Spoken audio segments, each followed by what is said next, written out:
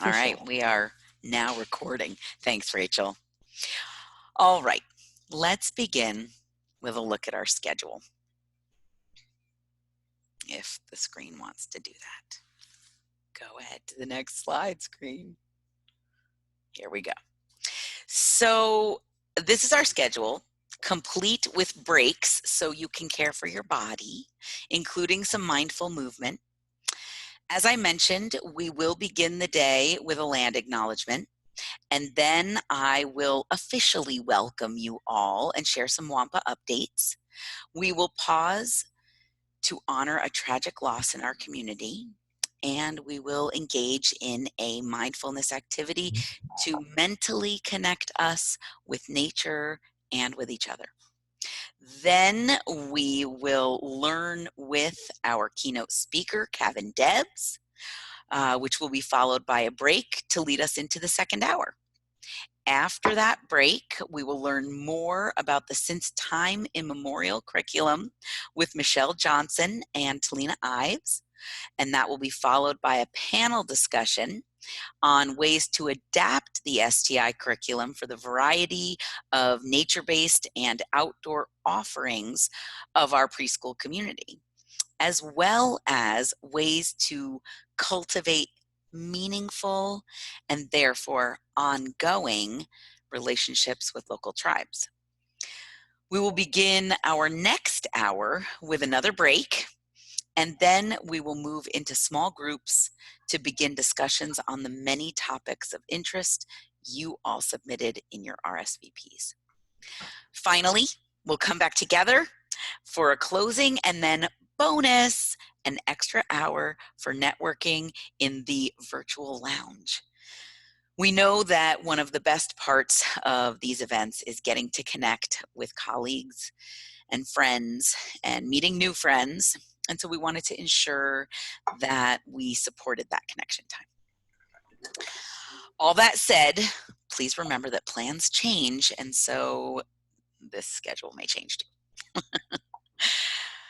All right, I want to welcome Talina for our land acknowledgement. Talina, would you like me to leave up this slide, or do you have a slide that you would like to share? Thank you, Nicole. This one is great. Okay, and just a reminder to everyone, please mute yourself if you are not speaking. And I will do that too. Thank you, Talina. Thank you. I Squatchy Kwiwatanak Kwisna. Good day, everyone. I carry the ancestral name of Kwiwatanak. I join you today from the territory of my ancestors.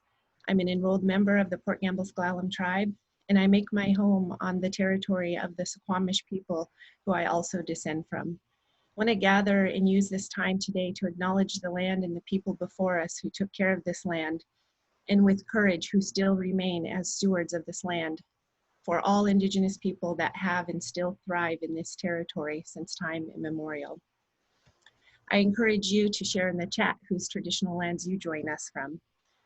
And as we ascend into an open future beyond inclusion, it's important for us to remember that all of our classrooms and gatherings take place on the traditional lands and territories of Indigenous people.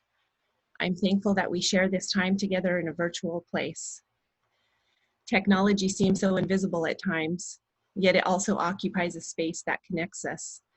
Just like the web of life, imagining the cedar trees and the deep roots that connect them to communicate with each other, those fine lines, the mycelium and the mushrooms that carry their messages, and apply that to our online community of learning here today, recognizing the technology that connects us through the air that we share, through the satellites in the sky, through those ground cords and wires that connect us into our homes.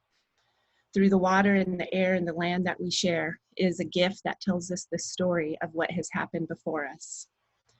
Among many Indigenous peoples, including the Suquamish and Port Gamble-Sklallam, who I belong to, there's appropriate protocols that involves recognizing the people and the land upon which we gather before we begin our events. We do this because it's culturally appropriate for us. It's a teaching of ours to do this, but also to express a gratitude for being a guest on the lands whose presence makes an impact on our lives, recognizing the land, the air, and the water as teachers, and not just as a political acknowledgement, but also the continuous occupation of the indigenous lands, but as a step towards the reconciliation process. Thank you for allowing me to open this space, recognizing the land who I join you from today. Thank you so much, Talina. We are honored to have you. And I am joining from the occupied land of the Duwamish. So, welcome. Welcome, everyone. My name is Nicole Corbo. For those of you who don't know me, I am the Washington Nature Preschool Association Director, and I'm truly grateful to be here with all of you today to welcome you into what we hope will be the beginning of many great dialogues and, more importantly, a catalyst for daily action to do things differently. In years past, we have gone around the room to share gratitude and introductions. However, our increased number of attendees online, which is awesome, and our decreased length of the symposium day necessitates that we shift that practice. Therefore, I encourage you to use the chat feature to share your name, your location, and as Talina mentioned, including an acknowledgement of the tribe or tribes whose land you occupy, and something you gratefully and delightedly observed in nature today or recently.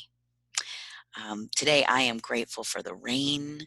It is watering the plants, and it is making mud.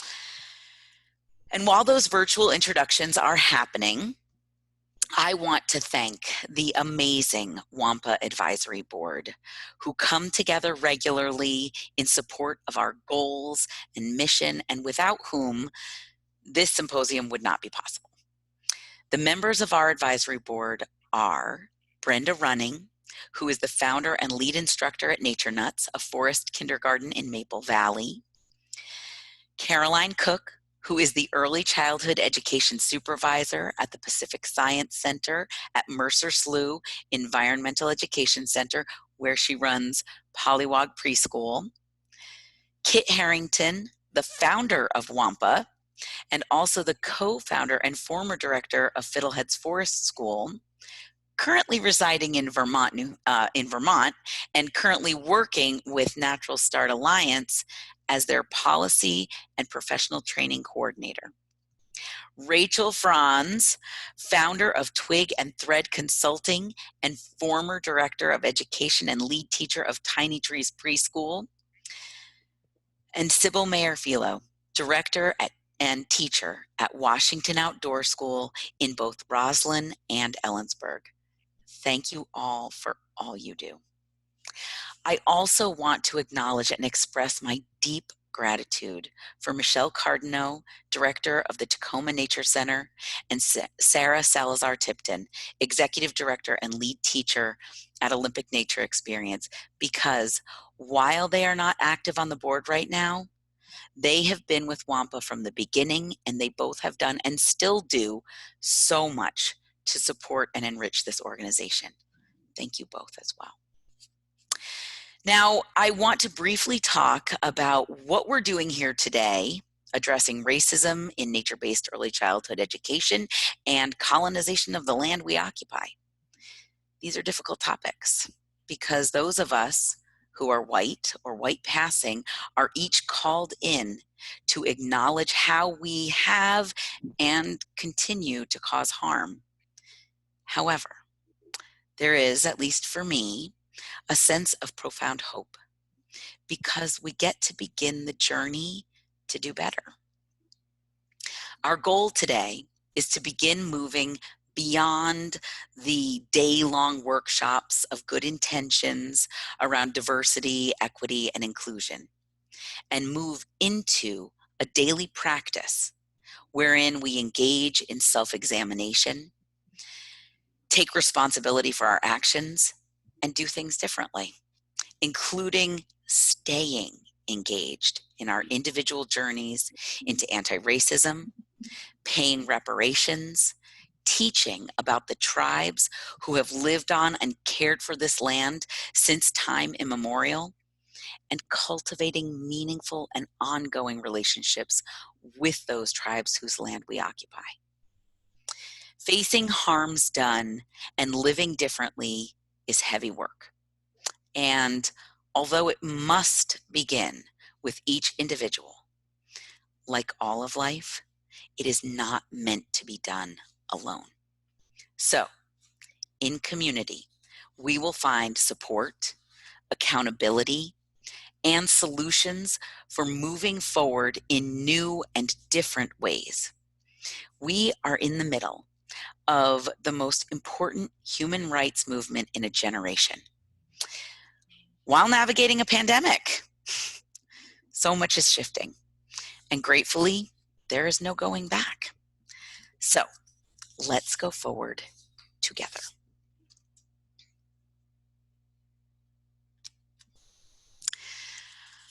Now, I'm going to give you a brief update on what's been happening in WANPA, but I'll follow up in more depth in our upcoming newsletter, our fall newsletter.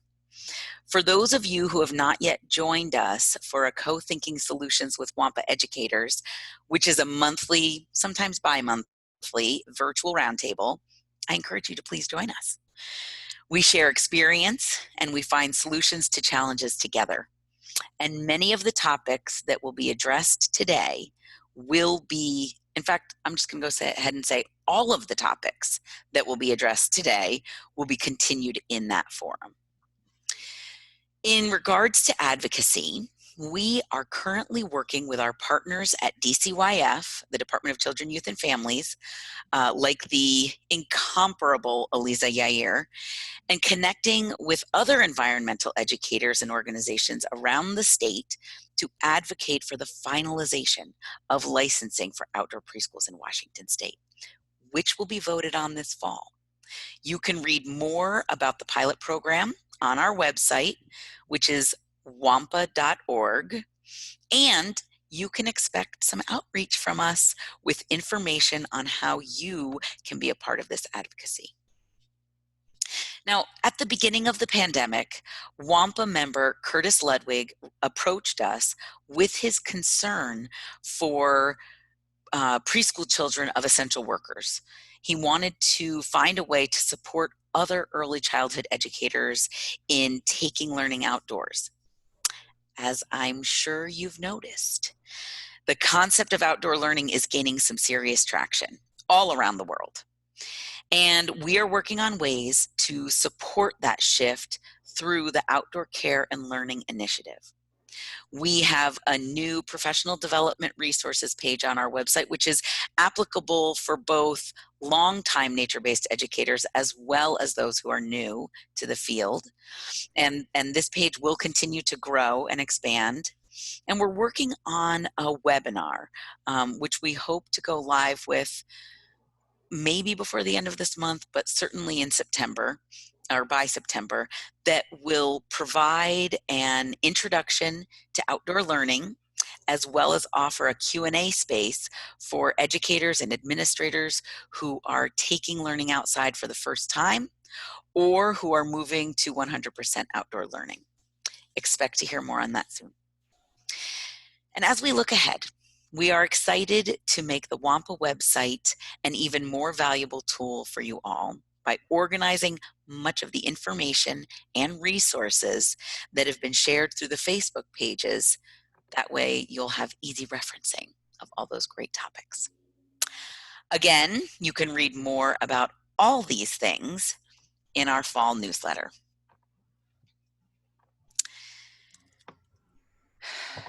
Okay, and now, with a heavy heart, I must share some very sad news. On Sunday, July 26th, our WANPA community member, Sarah Heller, co-founder of Fiddleheads and Forest School, lost her son Finn in a tragic accident. Her daughter Cora was also injured, but is expected to make a full recovery. We are completely heartbroken. Finn would have been 4 this past Wednesday.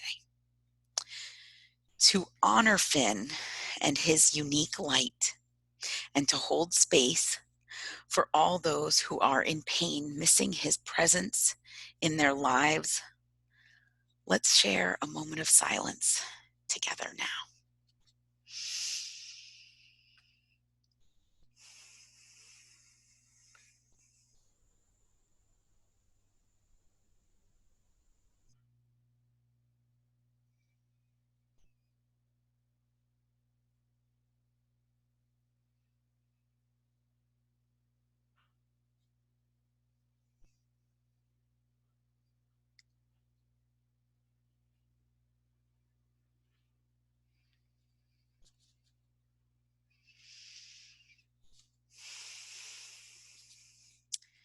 Finn was also a student at Fiddleheads, and the whole community is reeling from this loss. Sarah and her family, as well as the teachers and Fiddleheads Forest School, will need all the support we can give them to make it through this time. One way to show your support for Sarah and her family is through a GoFundMe set up by some friends of theirs. I will post the link in the chat once I'm no longer talking. And I thank you all for coming together to support our friends. And this is a picture of Finn that I took from Sarah's Instagram. At Fiddleheads, they did a May Day celebration, and he's holding the flowers that he gathered, which he gifted to his mom. And now I would like to hand this over to Sybil for our first mindfulness break. Good morning, everyone. It's a little hard to follow on the heels of that, feeling emotional. However, I think thinking about our connections and love for the land and the people and animals and plants that all share it is a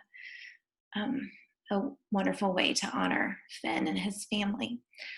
I just wanted to begin this morning with an opportunity for us to find our own personal connection to how we came to do this work.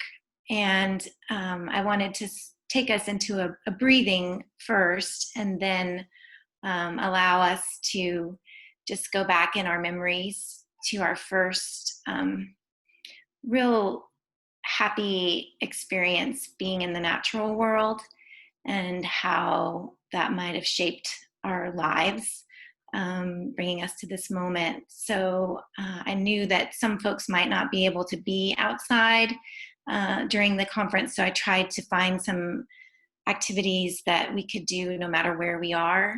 So I'd just like to invite you. You can either stay sitting or standing. You can stand, just to first close your eyes.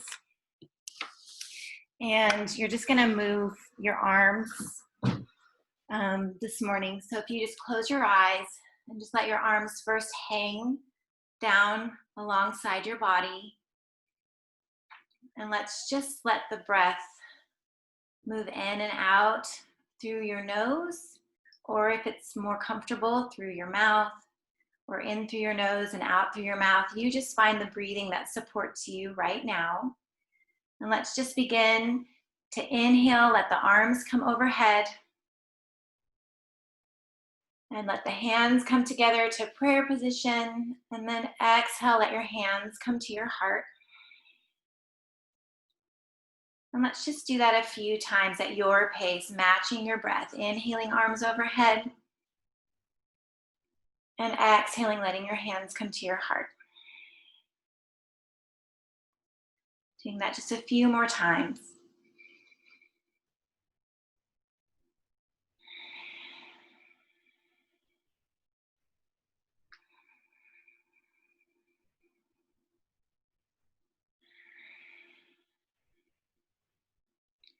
And one more time. Let's just let the hands rest at the heart. And we're just going to take a stop here to breathe. And like I said, just let your memory drift back in time to those wonderful experiences, to a wonderful experience where you really felt at peace and yourself connecting to the natural world.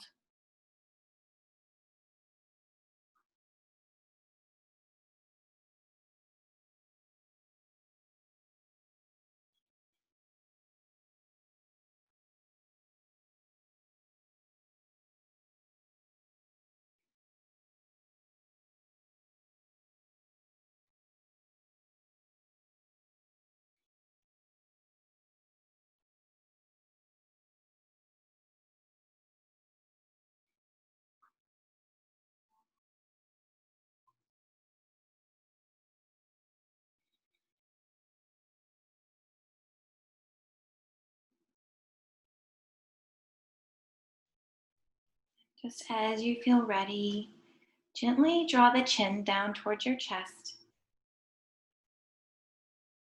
Maybe notice how that feels along your shoulders, along your neck.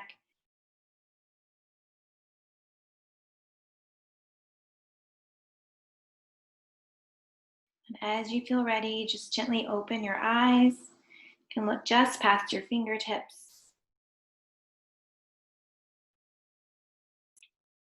And I just want to invite you, if you'd like, to just maybe write down a few words from your memory, or if you wanted to just draw a picture, to just set your intention to the land and to connection today as we move into this experience together, learning so many different things, and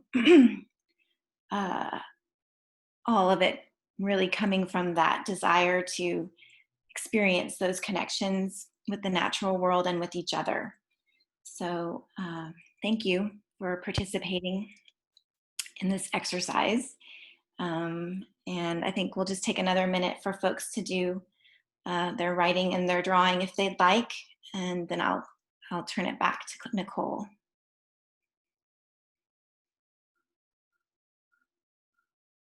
Oh, I was going to say too that that picture is my memory of going to my grandmother's out in the country in Texas. I couldn't find my wildflower pictures, so those are hay bales. Those were rarely there. It was mostly wildflowers that were my memory of being there. So, but running in that field and going down to the river, that is where I really blossomed as a child. So I feel like everything led from that moment of being in that space to where I am now. So that's where that picture is from, that's on the slide.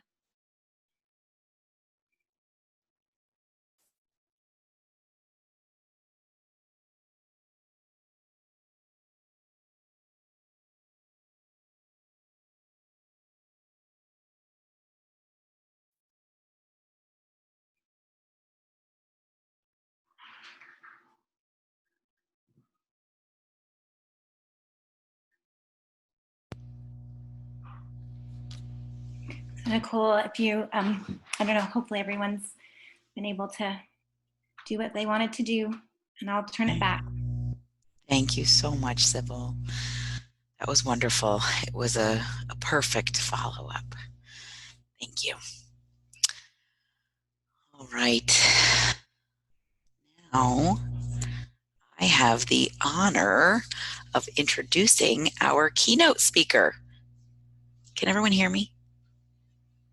Yes. Okay. Our keynote speaker is WANPA member Kevin Debs.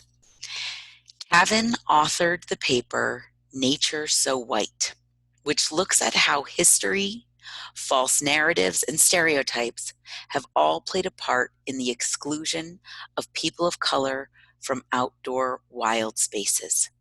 Kevin is the partnerships manager at Tiny Trees Preschool, where he has dedicated himself to creating opportunities for families of color, families with limited financial resources, and refugee and immigrant families to engage with nature in ways that are meaningful to them.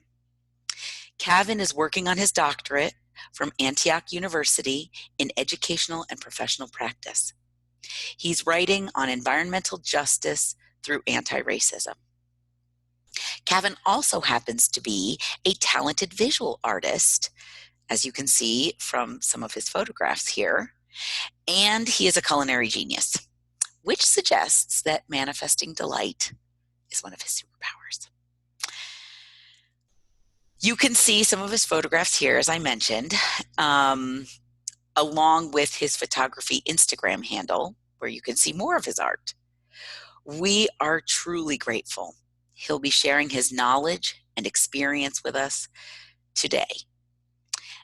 And while our event remains free to attend, we ask that you consider the value of Kevin's time, his knowledge, and his experience. And we ask that you make a donation that reflects that value. I have listed his Venmo on the screen, which I will post again after he speaks. Thank you for being here to share with us today, Kevin. I am going to stop sharing my screen now. And Kevin, do you need to share your screen? No. Okay. Then I'm just going to mute myself.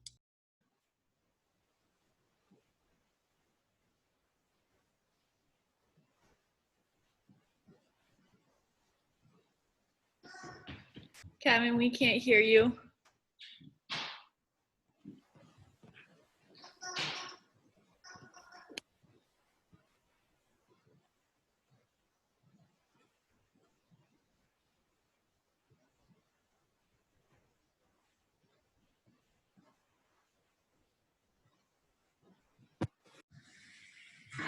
How about now?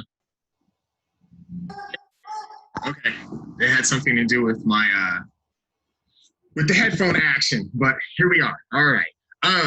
Yeah, what I was saying was thank you for that lovely introduction. That was really nice. I do love to take pictures and make art, and it's definitely a way of expressing myself. Yeah, it's really great. And again, I really appreciate the opportunity to be talking to you all. Normally I'd be like, I look around and I see so many faces, but it's like, as I scroll down, I see so many faces that I do recognize. So hello to all of the folks that I recognize and those that I don't. I'm looking forward to meeting some new people. So I really don't want to talk a whole heck of a lot, which is why I had a bunch of questions. Or a bunch, meaning three. I had three questions that I posed to everyone. And I figured that I will share my thoughts around the answers to those questions. And then we'll take a little bit of time for you to break out into some groups and talk about the third question. And if that question was a little confusing, I'll give some more context before we break into those groups so that you have something to think about and talk about when we talk. Sound good? Cool. So the first question that that was posed was, what narratives exist around BIPOC outdoors and why do they exist? Sybil, it's really interesting that you did that activity in the very beginning because, when I give talks, a lot of the time, that is the first activity that I do. I have people kind of, chillax and I'll put some music on and people can close their eyes if they want, or, I'll say, think about some of your earliest connections to the outdoors or to nature. Write them down if you need to, draw a picture if you need to, like that exact, like a very similar type of thing. So I'm very grateful that you did that because it really does get us in that mode, right? It really does get us thinking about like, what were some of our earliest connections to being outside, right? One that stands out to me, now I have plenty before this, but when I was a teenager, I was about 14 years old, and I went camping. I've been in like cabins and stuff before, but like actual tent camping, this was the first time I had done it. And I went with a family friend, and who, you know, we met at church. We were both, you know, we were all Black, and we went out to Lake Berryessa in California. And I remember just looking around and being like, we are literally the only Black people here. Like there were a bunch of people. It was one of those like KOA style campsites, right? Where all of the amenities are right there. Like if you forgot something, you could go to the store and buy it at the campsite, right? So it wasn't even like a remote place. There were plenty of people there, but I just remember pretty distinctly like, wow, we are the only people that look like us here. And you know, I think as a person of color, and particularly as a Black person, that's something that you tend to take into account wherever you go.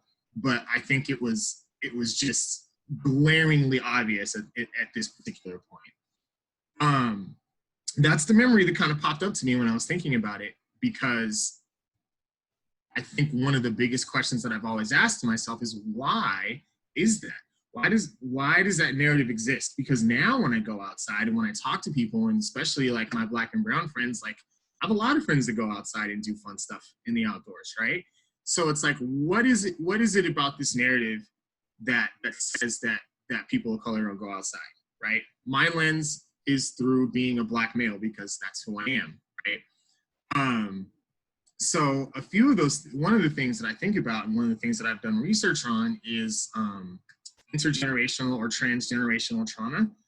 It's also referred to as epigenetics, and it's the idea that, you know, a lot of the experiences that our families have, that our parents have and their parents had, are passed along through generations, right? So not only, you know, is that something that's verbal, you know, through storytelling, but it, you know, sometimes it also manifests through physical things, right? And like actual genetics. So my personal example is with my dad. My dad worked for the railroad for 40 years, right? So he was all over the country. He worked in the sea. I'm from Northern California, and so he worked a lot in the Sierras. And as cool as I thought his job was, number one, it kept him away a lot. He's gone days at a time. And number two, for him, outdoors was work, right? And for a lot of people, being outdoors does equate to work. So if I spend, you know, days at a time working outside, when I come home, am I going to feel like, you know, going on a hiking trip in the same place that I'm working? Probably not, right? And so a lot of my outdoor experiences, we'll get to that in a minute, but a lot of my outdoor experiences as a kid were either my parents sending me off to things, or, you know, with family friends, which I'm definitely grateful for, but I also understand, like, my parents weren't trying to do super outdoorsy things like that with me, because, you know, for them, they didn't have the same connection. And I kind of find myself being really grateful that I was able to have a positive connection with outdoor spaces. And it's funny because I talked to my mom about this, and I asked her, I said, did you have any idea that this was something that I was going to be doing? And she, you know, like working in the environmental field and being outdoors and all of that, like when you were sending me to these camps, like, was it something that you thought about? And she said, no, absolutely not. She's like, I just wanted you to be a well-rounded human being. I just wanted to give you as many experiences as I possibly could so that you would have multiple perspectives when you get older, right? Which is interesting, and a lot of what I end up doing now. So shout out to my mom. So yeah, I think the other part is representation, or the lack thereof, right? When I look at, when I go to REI, or I walk into, you know, the Mountain Hardware store downtown, you know, or I go to the Outdoor Research website, you know, it's some iteration of a skinny white guy with a 5 o'clock shadow jumping off of a rock, right? It's some iteration of that.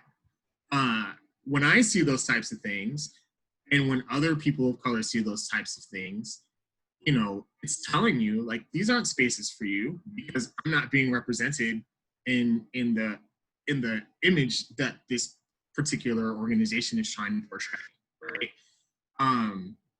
So there have been some organizations that have started to do that a little bit more. We'll see if it's actually something that they want to do, or if it's more of like, this is popular with the times, so we're going to get a brown person in our pictures.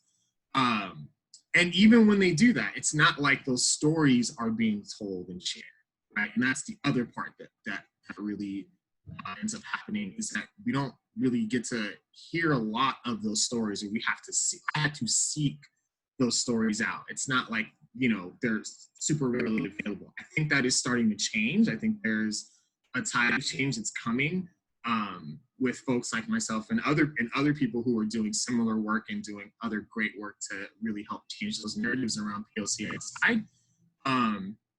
And there are a lot of great social media, like Instagram accounts that have Black folks outside. I actually started one on Facebook called Sankofa Outdoors, where, as a matter of fact, yesterday we had our first event where we did a socially distanced hike around Sewell Park and at Carkeek Park.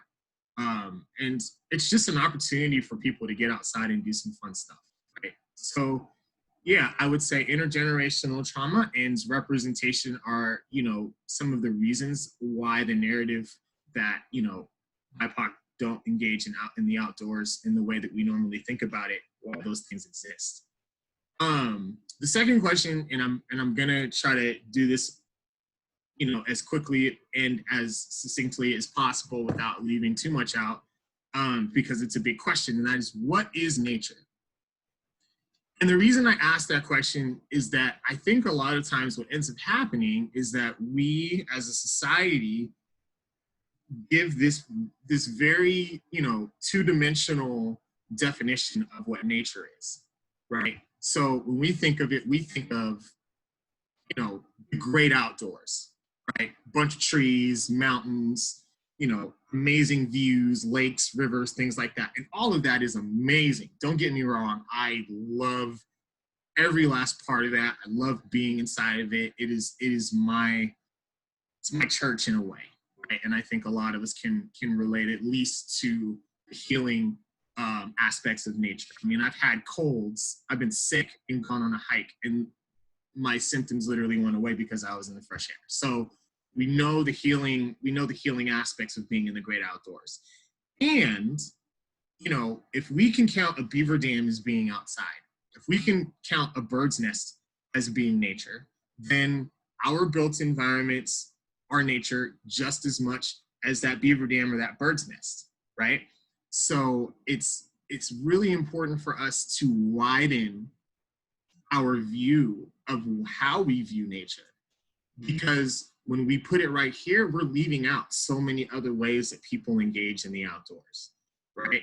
Some of our favorite things to do are to go to parks, or go into your backyard and barbecue, or, you know, going to check your mail, right? Or going for a walk on Alki, or, you know, driving somewhere. Anything that you do that is outside of a door is nature. You are in nature. As soon as you step outside, and you're in nature. When you're inside, you're in nature, right? And I think if we are able to really have that view, again, we're going to be able to include way more people in engaging in the outdoors and engaging in natural spaces, right? Because we're going to be able to meet people where they are. Not everybody has the means, the access, or the want to go out on a hike. Not everybody wants their child in outdoor preschool, right? And that's okay. It's meeting people where they are and making sure that they are building positive experiences in the spaces that they currently inhabit. And then if we're ready to move forward, or if there's an interest in moving forward and exploring more so in what we would call the great outdoors, then yeah, for sure, let's cultivate that, right? And I think a lot of times we, as people who know the benefits of nature, we get so excited about getting our kids outside and getting them touching things and, you know, having them in school outside 5 days a week. And like, that's great. I love that. I wouldn't be working at Tiny Trees if I didn't, right? And the reason that we started our Redefining the Outdoors project at Tiny Trees is because we wanted to be able to engage more people. So that means we have, you know, 1 to 2 hour events, and, you know, in addition to offering full-time preschool, we, you know, partner with community-based organizations to do things. We did a bike giveaway with Bikeworks, which is a shop here in Seattle, and we were able to give away over 30 bikes and helmets to families in the Beacon Hill neighborhood. And the thing that I really appreciated about that was that almost every single family that came was from that neighborhood, right? And there was even one point where a family was walking off with their bike. They passed the playground, and someone on the playground was like, "Oh, that's a nice bike." And someone said, "Hey, they're giving away bikes over there. You should go grab one." And so this family went from the playground to go get a bike, you know? So someone who didn't even know this was happening ended up getting a bike and a helmet, right? And it's those types of moments and those types of things that personally I live for when I think about helping people engage in the outdoors. We were able to help fix their bikes up. And, you know, we were at Jefferson Park. There's plenty of space for them to practice. And so, you know, you just have all these families like kind of teaching their kids how to ride bikes and going back and forth. And it was a really good time. And those are the types of things that I really, you know, personally, I really, really love and appreciate being able to do. So yeah, I think if we're able to do that, that is what contributes to environmental justice, right? And then making sure that we're using an anti-racist lens in order to achieve environmental justice. Racism is so pervasive that it is in every single aspect of our society, right? Which is why it's irritating when people are like, "I don't want to talk about race. Race isn't here," but it is. But it is. It always is. So, you know, making sure that we're using that lens and we're using that perspective is a really good way to make sure that we are being inclusive. And the way to do that is to start internally and acknowledge our contributions to white supremacy, and then figuring out how we can do better. Because once we're able to do that, then our perspectives shift and change, and then we're able to come up with different solutions because we have new perspectives, right? So that was a very long and convoluted way of saying just, I think we need to open up our view of what nature is to make it more inclusive for everyone, and safe, right? I don't want to be a person that's subject to microaggressions and people assuming that I don't know what I'm doing when I'm outside, when it's like, I've been rock climbing for over a decade. Please don't tell me how to do this, right? So those are other things that exist as well. So yeah, those are my answers to the first 2 questions.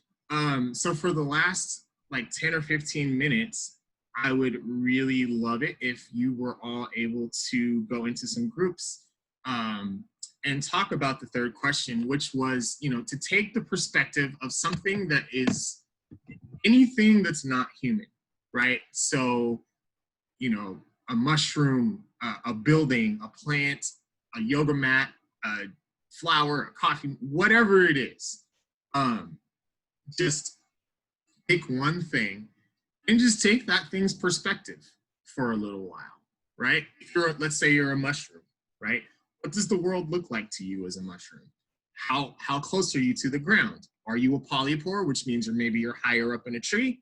Are you on the ground, which means you're a lot lower? Are there animals that are eating you? Are they, you know, what is it like to get rained on? What do your mycelium feel like, right? Are you connecting with other mushrooms and trees and things like that? What would it be like to exist as that thing?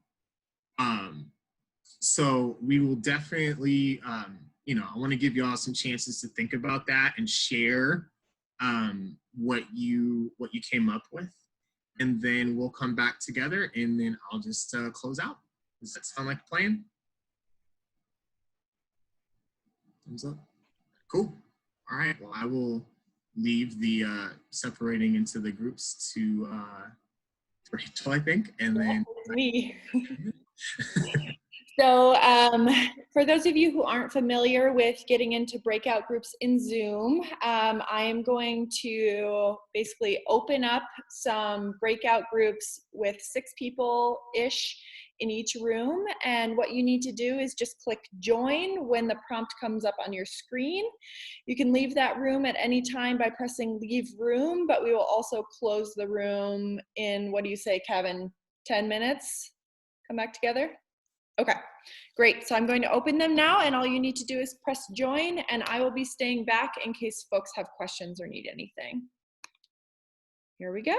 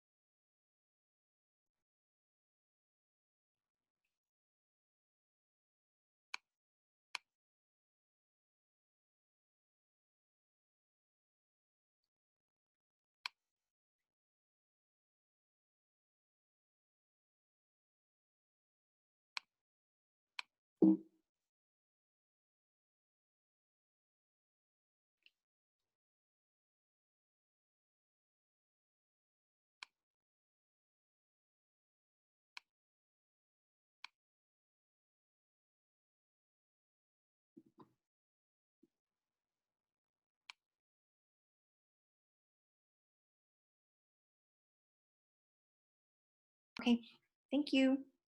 See you soon.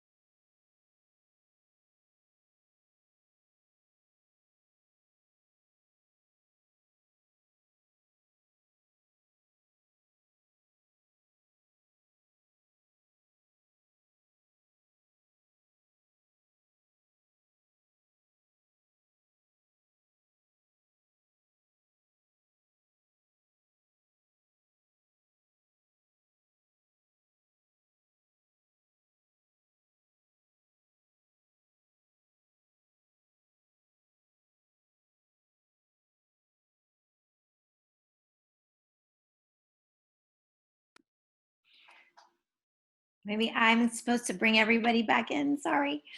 Uh, Hopefully everyone had an opportunity to explore some natural object, inside or outside, and you enjoyed that experience as a nice break before we move into the next section, which is the presentation about the since time immemorial curriculum. So I'll just hand this back to Nicole.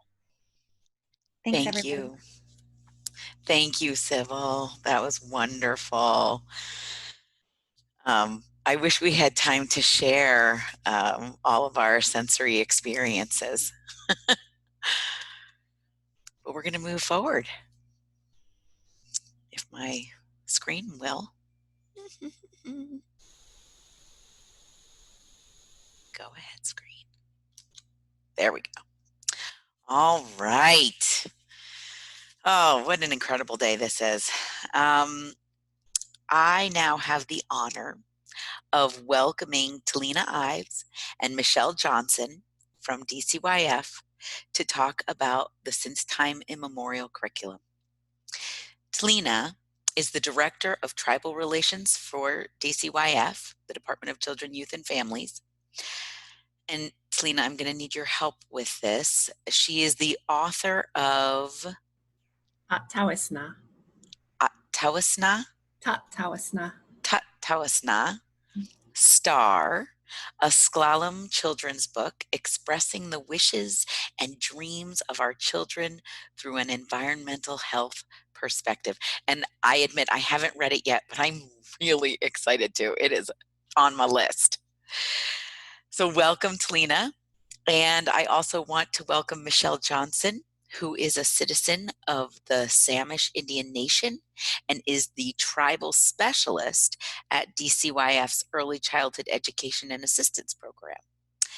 Michelle's previous work experience includes working for the Samish Nation as a Head Start teacher and case manager, Samish Language Preservation and Revitalization Project, Samish Social Services Director, K-8 social worker, and tribal program consultant for Washington Birth to 3-Year intervention. In her free time, Michelle enjoys weaving, sewing, mentoring Native youth, and participating in the canoe journey. Michelle provided me with some links about the Samish history for you to look at if you're interested in learning more. And Talina, I didn't have a link for your book, but if after you're done speaking, if you will share that, I'm sure a lot of people would love to have that available to them as well. So I'm going to turn it over to you. Should I stop sharing my screen so that you can share yours? Yes, please. Okay, let's see. Do you have something that lets you share your screen, or do I need to do something to enable that? Can you make me a co-host and then I can share my screen, Yep, I think? I believe I can. Let's do that. Rachel, you might need to do that. I am on it. Thank you. There you go. You should be all set.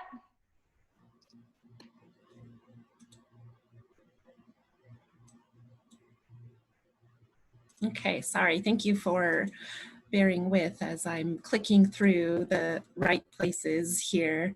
Can you see that? I'm not sure. Actually, can you see this beautiful salmon design with the Since Time Immemorial Tribal Sovereignty Early Learning Curriculum slide? Okay, I've got the right one that I'm sharing then. All right, so thank you very much for allowing us some time to be able to share a bit on the STI Early Learning Curriculum. Just wanting to start and recognize that this curriculum has been developed in partnership with the former Department of Early Learning, which now is part of the Department of Children, Youth, and Families, the First People's First Steps Alliance, with the former Thrive Washington organization, and also in collaboration with another partnership that no longer exists out of the Native American Early Learning Project out of Puget Sound ESD and OSPI, Office of Native Education.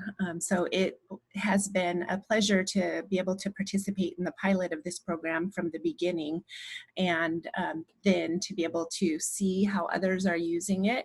It seemed like the perfect fit for us to be able to share in the piloting of the outdoor preschool program. And so was really excited when that legislation was first going through, and I could, at the Department of Early Learning at the time, request that this be a training that we share and offer.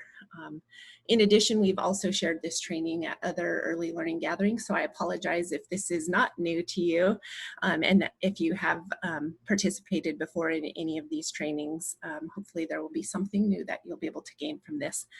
So I am going to go ahead and go to this next slide here, see if I'm on the right screen. Did it change? Okay, thank you. Like, I can't tell what screen I have up, so it's hard with all of these different views.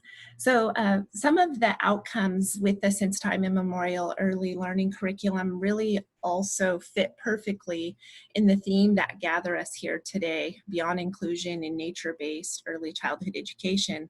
And I want to encourage you, as we have this time together, and to further explore this curriculum and ask what it means to engage in colonial or in decolonial and anti-racist education, and how can we address it. And one of the components of this training is to help you understand the requirements of that Senate bill that created Since Time Immemorial tribal sovereignty in K-12 public education. And for us to think about how important it is for us to learn the true and the real history of the first people. 87% of the standards in the US dictate the teaching of Indigenous people in a context that is pre-colonial, pre-1900, in that history that emphasized Native people as being conquered, which has led to the denial of our existence. And I think it's important through this curriculum for us to refuse that Indigenous erasure and to refuse deficit models and make sure that we're presencing Native peoples. So our hope today is that you'll be able to learn some of the concepts of basic understanding of tribal sovereignty and the importance of using a curriculum like this to be able to address that anti-racist in an anti-racist education model. Gonna hand it over to Michelle for the next slide to be able to share a bit more. Thank you. So we would like to ask everybody, if you feel comfortable, to share in the chat, what was your first memory of learning about tribes? If you remember in school, if you were taught information that was maybe not correct, or maybe it was, you know, just what did you learn in school? And then yeah, so here, and then so we're also going to look at this map of tribes in Washington on the bottom of the page. Are we going to go to the website, Talina? Or I can't remember if we decided. But on the bottom of the page, there's a website, and this is an interactive map that you can click on to find links to the tribe's website and some information about each tribe in the state. And yep, so we encourage you to do research about tribes in your area to find out more about them. And then to keep in mind when you're reading about tribes, to make sure that that information is coming from the community, not from researchers or other people. I know there's a book that was written about my tribe that was written by a non-Native person, and it's very incorrect. The information in there is not correct. They have the wrong meaning of our name in there. So just be really aware when you're looking for information about tribes that you are that you're finding information that is accurate and from the community. And then I am going to look over here in the chat. And while Michelle's looking in the chat, I'll just say I I hope I'm sharing the website that we have on the bottom. That this map shows the 29 federally recognized tribes of Washington. And the cool thing about this website, washingtontribes.org, is you can click on each of the tribes in that map, and it's interactive, and it'll bring you to their website, and you can learn more about the neighboring tribes. So thank you. Yeah, thanks. Yeah, looks like lots of people learned about Thanksgiving stories and Pilgrims and Indians in school, or learning about not local tribes, right? Sometimes when I've seen that a lot in history books, there's like one tribe in Washington and then like Alaska, right? There's not, they don't, not always really accurate about all tribes. And, you know, we do have 29 tribes in the state with really distinct cultures, right? We're all different. So it's not, we can't all be lumped together with the assumption that maybe like everybody is, you know, has the same culture, or a lot of times, you know, taught like more like Southwest culture is taught and not Coast Salish in the state. So thank you Rudy for sharing. Looks like everybody had. All right, so I think that I have the next slide. Hopefully I'm in the right spot again. So it's just different in my view here. Do you see the sovereignty effects slide? Okay, great, thank you. Now now that I'm clicking back and forth, I hopefully won't have to ask much.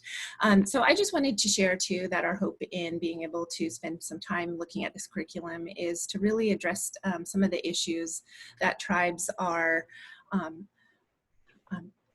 looking at as important aspects of tribal sovereignty, which could include the tribal languages, indigenous languages, and by the way, all of the indigenous languages in Washington state are endangered for extinction. And so it's really important for us also in state government to be able to support language programs and the revitalization of. Department of Children, Youth, and Families has worked in partnership with our tribes to convene a tribal early learning language summit for the last few years. And so we're really thankful for the opportunity and the partnership we have with tribes to be able to support that, knowing the importance for tribal children to have that connection to their identity, and for tribal people too to be able to have that connection.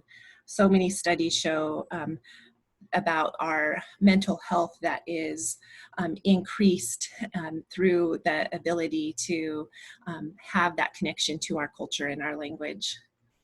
Education as well, that sovereignty effects, environmental protection in land, all of these issues and systems. I've had the pleasure of teaching a 1-credit tribal sovereignty class in the P3 degree program through Western Washington University that's recently expanded over here to the Olympic Peninsula at the Olympic College site.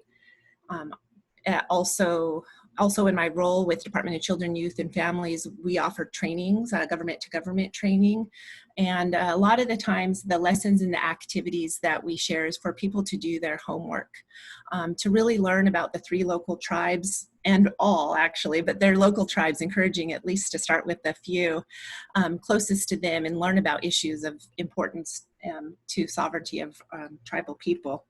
And so that last slide that we had with that map is a great place to begin.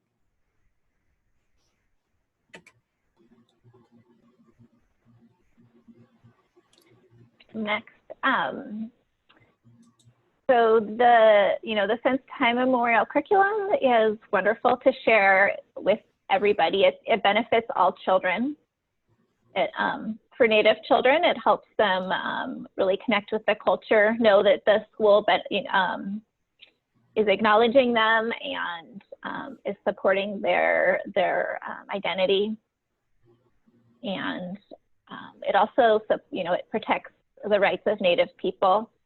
And then there's also really huge benefits for non-Native children and families to learn about accurate history and of Native people and learn about sovereignty. It increases respect and really decreases stereotypes. And then the the curriculum. It's free and it's available for anybody to use. It's on the DCYF website, and we can put the link in the chat box for people to look at. And so we encourage everybody to use this resource in their program. Really quick too, I just want to share so I can navigate where to look on the DCYF website. On our landing page, we have a tribal relations button, and so you can click there, and the drop down also has the since time immemorial. But maybe you want to check out more that's happening in Indian child welfare, early learning, juvenile rehabilitation, but all of the lessons, just wanted to show, are available right here for download, including kind of a similar PowerPoint that we're using today. We modified it a bit, of course.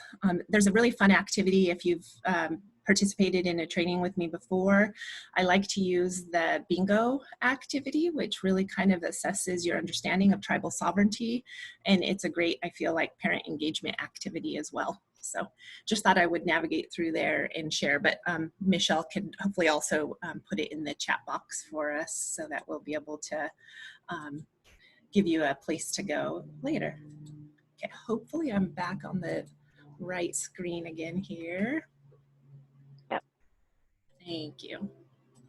One of the things that I wanted to mention too is that I'm really proud of Washington State in mandating that this is a curriculum, the K-12 curriculum shall be taught, and that this is also something that is done in partnership in a formal agreement with the local school districts and their tribes.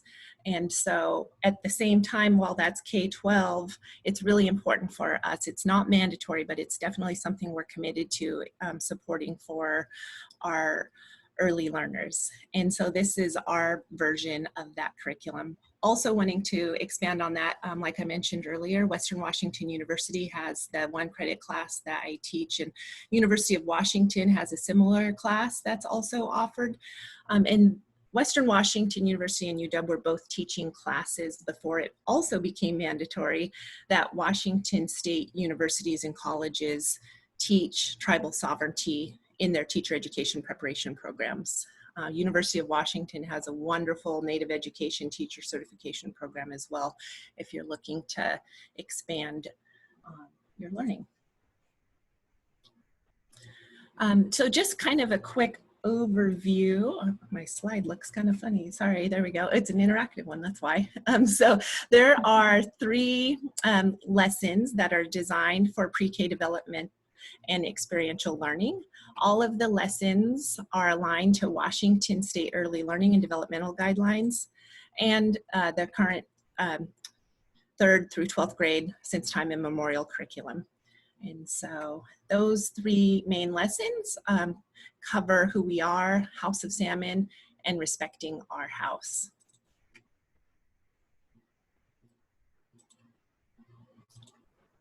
Hand it over to Michelle to share some more resources. Okay.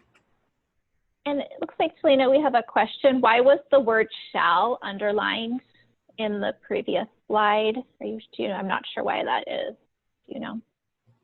It originally was encouraged and now it's mandated. And so thank you for catching that. Mm-hmm. Yeah, this was a change. Okay, that makes sense. Okay, perfect. Let's see. So the since time immemorial curriculum is story-based, and these are 2 books that are used in the curriculum. A River Lost is out of print, but it's still available online. You can find it like on Amazon or other places online. I looked yesterday, and there was some places that were still selling it. And then one with the watershed, there's an excerpt on the in the curriculum information on the DCYF website, so you're able to find both of those resources.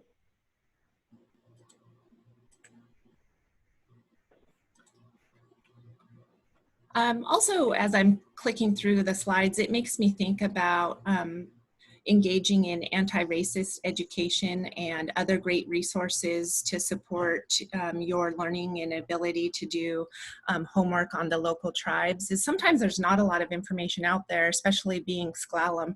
That was one of the reasons why, in partnership with the families that I worked with in my tribal home visiting program, we created Tatawasna, the book, in S'Klallam in partnership with tribal elders and our language program to capture the voices of our elders to help give the instruction that the grandmas and the aunties want for their children. And so while I know it's hard for us as tribal people, especially S'Klallams, I can't just go to the bookstore and to the library to find some of these materials. But there's a lot of rich resources out there too, through YouTube and different podcasts and videos. So hopefully I'll be able to share more about some of those later. I want to also think about some of the guiding principles that since time immemorial curriculum shares with us, and want us to think about how we can use this curriculum in engaging and asking our children what decisions and actions can and should they take in our role in connection to our ecosystems. There's an entire lesson that's dedicated to the watershed. That one, I feel like when I think about the watershed and how we're all connected to it, and we all live in a watershed, that all of our actions have that connection to each other. I think about that image of a young little girl with a microscope looking at and examining her ecosystem. And instead, I think that this helps us to think that we're not just examining it, but we're a part of it as well. And so it's kind of helping to shift that narrative in a bit.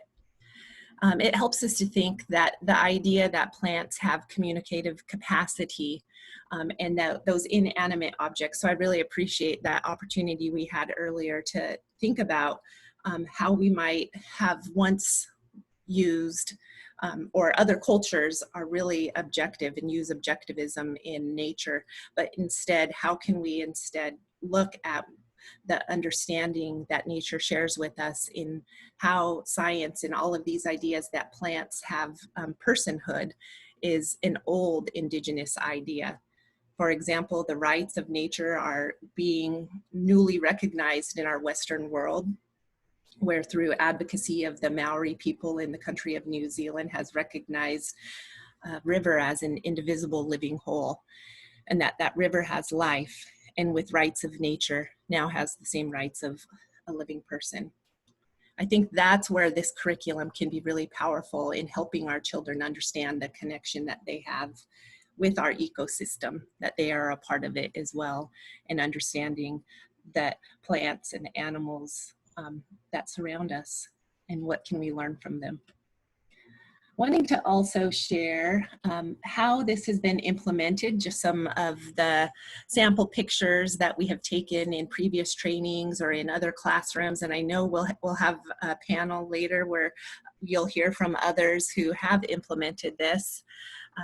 Really like the House of Salmon lesson that helps us to be able to take some of the stories and images and the beautiful illustrations and think about what else surrounds us and how to kind of, like I say, S'Klallamize it. How do we make it our own? And so in one of these pictures, I don't know if you can see my cursor, but it's the bottom right one. There's blocks, and those are images that are taken from the Colville Confederated Tribes of the Colville Reservation, of places that are important to them that represent their community, and then also doing the same with the rocks. All of the lessons have objectives, and they'll describe the materials that are needed, what vocabulary words you'll be covering, what steps you need to do to prepare, and detailed instructions on how to implement. There's nature and movement extension activities. There's reading prompts with reading lessons and stories connected, letters that you can send to families to get them engaged. And it also aligns the Washington State Early Learning Developmental Guidelines. Here's a couple of other pictures that, I was missing one. I had another picture I wanted to share. I'll look for it later. That was from Lamy. And I know that we also have some great pictures too of the Squaxin Island Outdoor Preschool and how they've also used some of the materials. Want to also share a bit about this curriculum and the connections to ecological play. And so I encourage you to look at Dr. Megan Bang's work. She was one of my professors at the University of Washington in the Native Education Teacher Certification Program. Dr. Bang's research examines the role of culture and expertise in diorama play. And really, when I think about that, I also think about the settings that you have in the outdoor preschool setting and how that play was coded for types of actions and types of talk, and looking at how ecological relationships exist. The biggest finding in her research was that Native American children were more than twice as likely as non-Native children to take the perspective of an animal in their play. These results show the value of dioramas for assessing young children's biological cognition. And so again, this is not new for tribal pedagogy. It's, I feel like, something that is inherent in a great connection to teaching about our role and our purpose in our ecosystems and in our environment. So encouraging you to check out Dr. Megan Bang's work and how a lot of what we see in the STI curriculum does have those same materials, like the pictures that I showed previously right in here with the diorama play. Also wanting to point out too, it's really fun. This is a cute little like salmon drying rack, and the one in the center is a dam. And so those are also parts of some of the suggested materials in the lesson.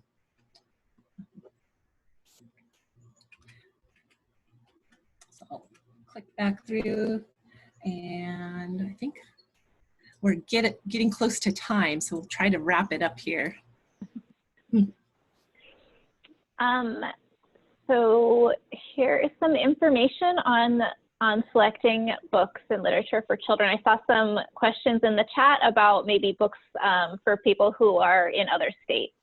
And so you'll see the website down here has lots of resources. They have a guide for reviewing books for anti-Indian bias. They also have some other resources on that website that might be helpful for people who are looking for books to use when teaching about Native people.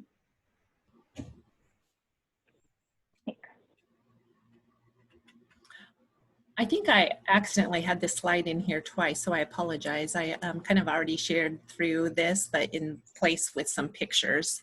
And so wrapping it up here, want to encourage you to think about how these lessons might work in your outdoor classrooms, and hopefully we'll have a chance to be able to have some dialogue about this in a bit, and also encourage you to think about what you will be able to try out, also what might be challenging for you or what questions might you have.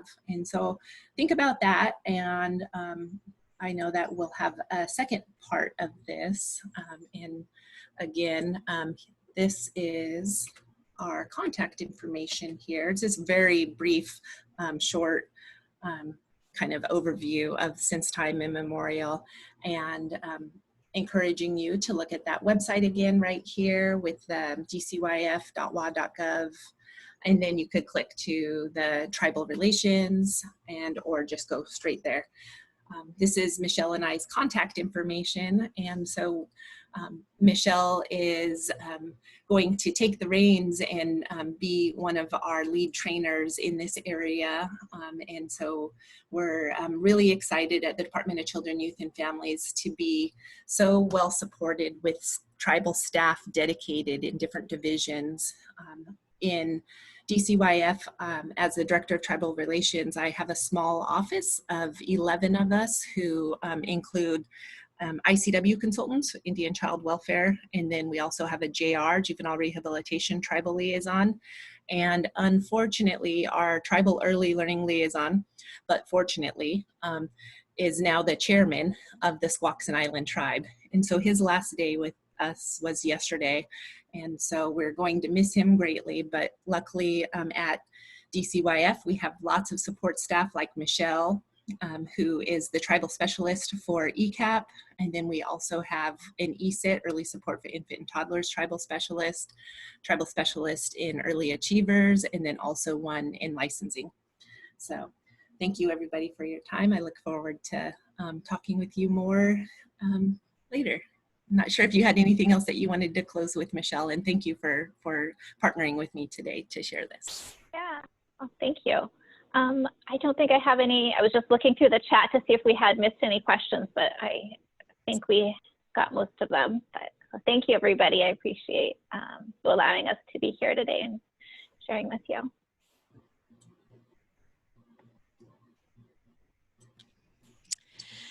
Thank you so much, Talina and Michelle. That was amazing. I have put your contact information as well as Kevin's in the chat.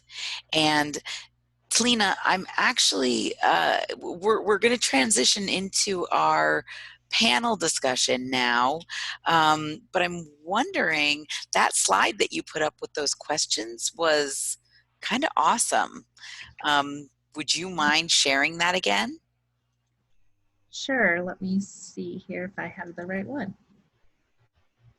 There we go. Awesome. So again, thank you both so much. I have just started working on implementing the curriculum, but as I wrote in the chat, one of the things there are so many things about it that I appreciate, but I love that it is a way for us to engage with the idea that all living beings, all parts of the natural world have value autonomous from, how humans can use or utilize whatever that thing is. So we're a little off on our time, but I think that this is going to work out just fine. We are going to move into a panel discussion now. Talina and Michelle, thank you for continuing on in this role. And then they're going to be joined by Sabrina Green, who is the operations director at Squaxin Island Child Development Center, where they have implemented the Since Time Immemorial curriculum. And then Talina, I wanted to ask, and I'm sorry that I didn't say this sooner, the invitation to the event was extended to all the tribes, and I don't know who's here. I just want to say welcome if there are any other tribal members who have joined us, and if there are any early childhood education tribal members with us who would like to join this panel, I would like to invite you to do so.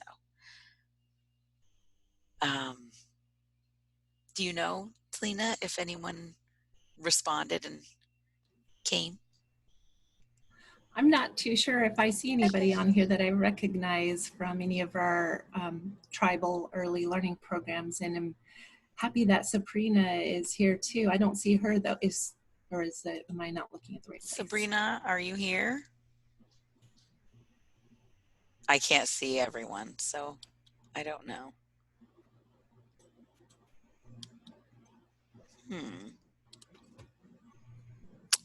I don't see her. Well, then let me put this out to the group. Have any of you implemented the Since Time Immemorial curriculum with your students? And you could just unmute and answer that. We used the books that were in the Time Immemorial curriculum as a starting point, and then we're working in some of the lesson plans over time. Awesome. Sarah, would you be willing to join our panel?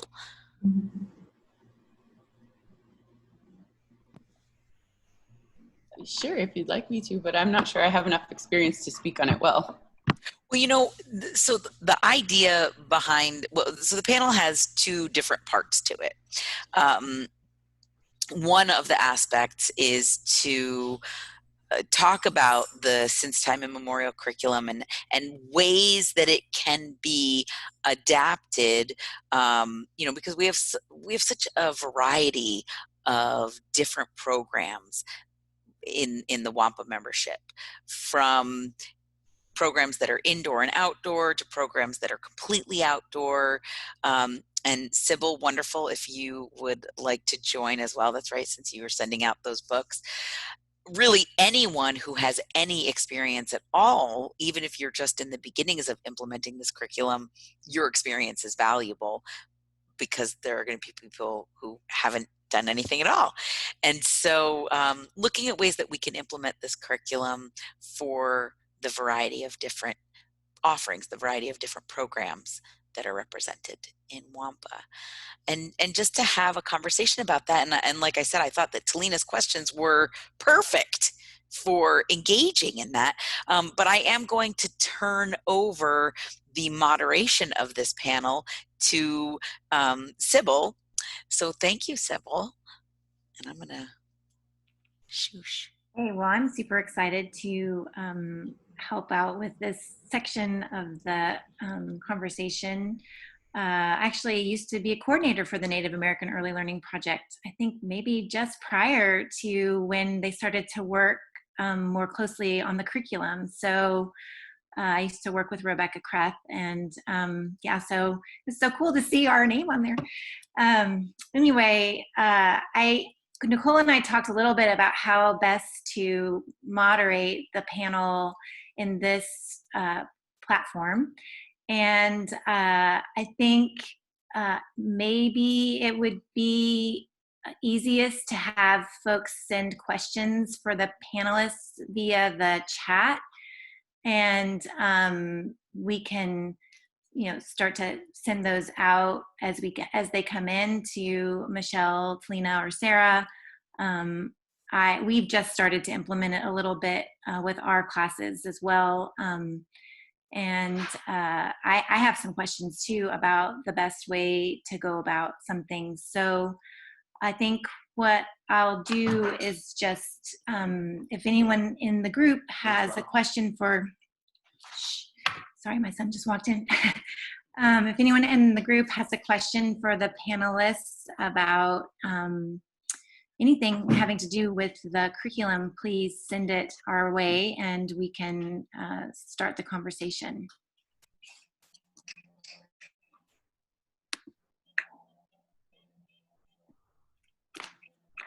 Or I can start too. One of my questions is for folks who want to build those relationships with local tribal members and the tribes in their communities. What do you suggest as maybe we talked about this a little bit during your presentation, but how might you encourage folks to do that in their communities? What might be some steps that they could take to do that? And that's to anybody who wants to answer.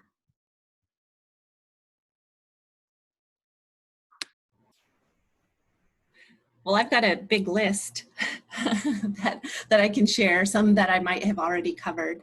But I think that your actions today show a great step with recognizing whose territories you are on and doing it in a meaningful way by refusing to historicize a narrative of Indigenous people, and how you're considering your work and investing in the permanence of a nation state that denies the sovereignty of Indigenous people and the structures of settler colonialism that might be investigated more robustly in an education system. Encouraging you to attend to the invisibility of urban Indigenous people. I want to say there's like 78% of Native children live off of their homelands. And also thinking about how you can use your land acknowledgements particularly in your gatherings, but also thinking about your connection to the land and the First People that host your outdoor classrooms. Encouraging you to do your homework and avoid asking Native people to be the teacher that you never had.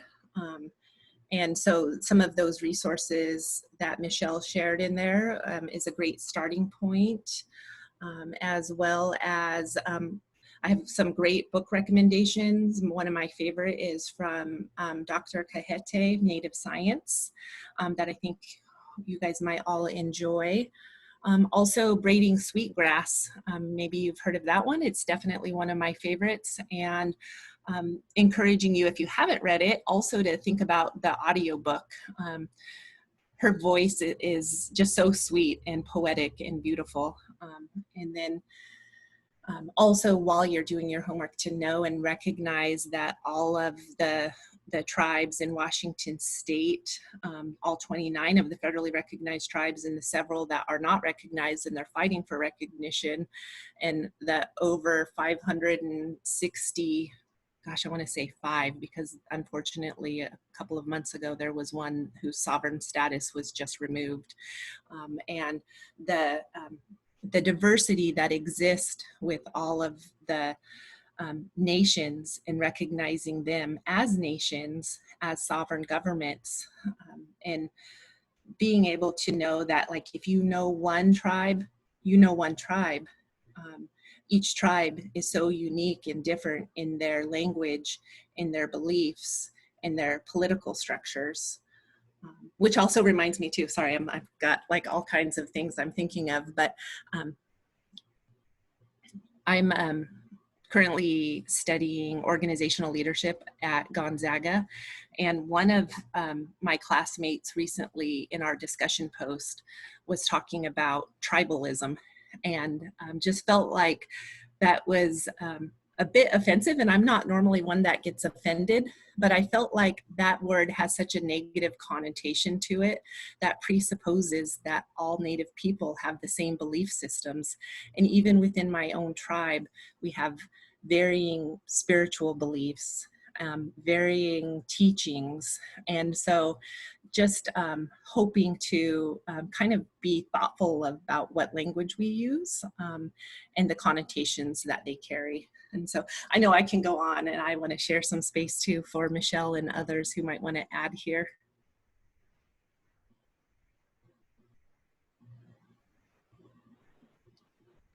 Thank you, Talina. That was awesome.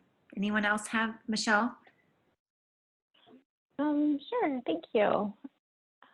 When I was looking at in the chat, there was a question about maybe programs that aren't serving Native children and how to avoid stereotypes. And I think one really important thing to do when we're teaching about Native people is teaching in current tense. Like a lot of times it's when we are taught, when children are taught about Native people, it's a long time ago, and not understanding that Native people are here, they still exist, and so to have stories, sharing books or stories with children are so powerful about current Native people, and that Native people are part of our communities. They're normal people, right? It's not those other people that live somewhere else, but they are in our community. We're in part of our communities. Thank you.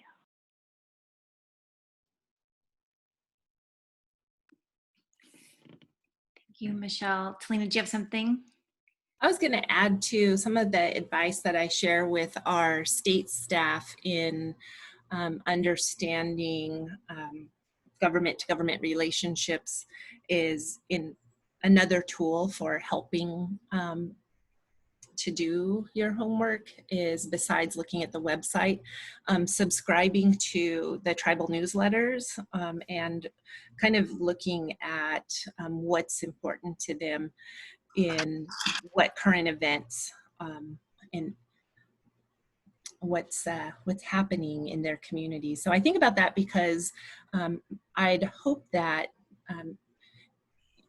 it encourage you to form relationships before engaging in like a project, being present and attending to some of the community events. And I know that's really hard right now, but by looking at the newsletters and paying attention to the website and starting to develop relationships, encouraging you to attend community events that are open to the public. Some are not and some are.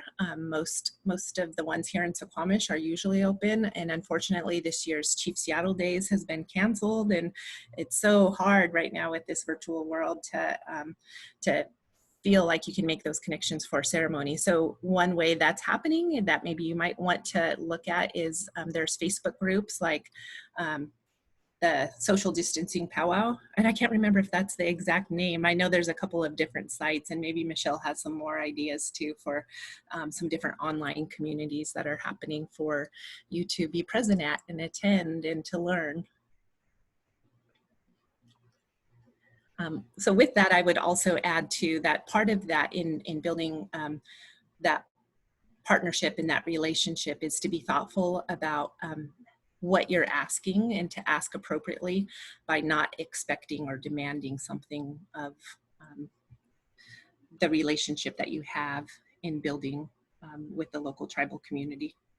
Have patience, engage in reciprocity, and respect tribal sovereignty, especially if you are able to in your early learning programs, maybe in a formal way, similar to the K-12 STI curriculum that encourages memorandums of understandings with the local school district and the local tribes to be able to help identify and bring that voice into the classroom.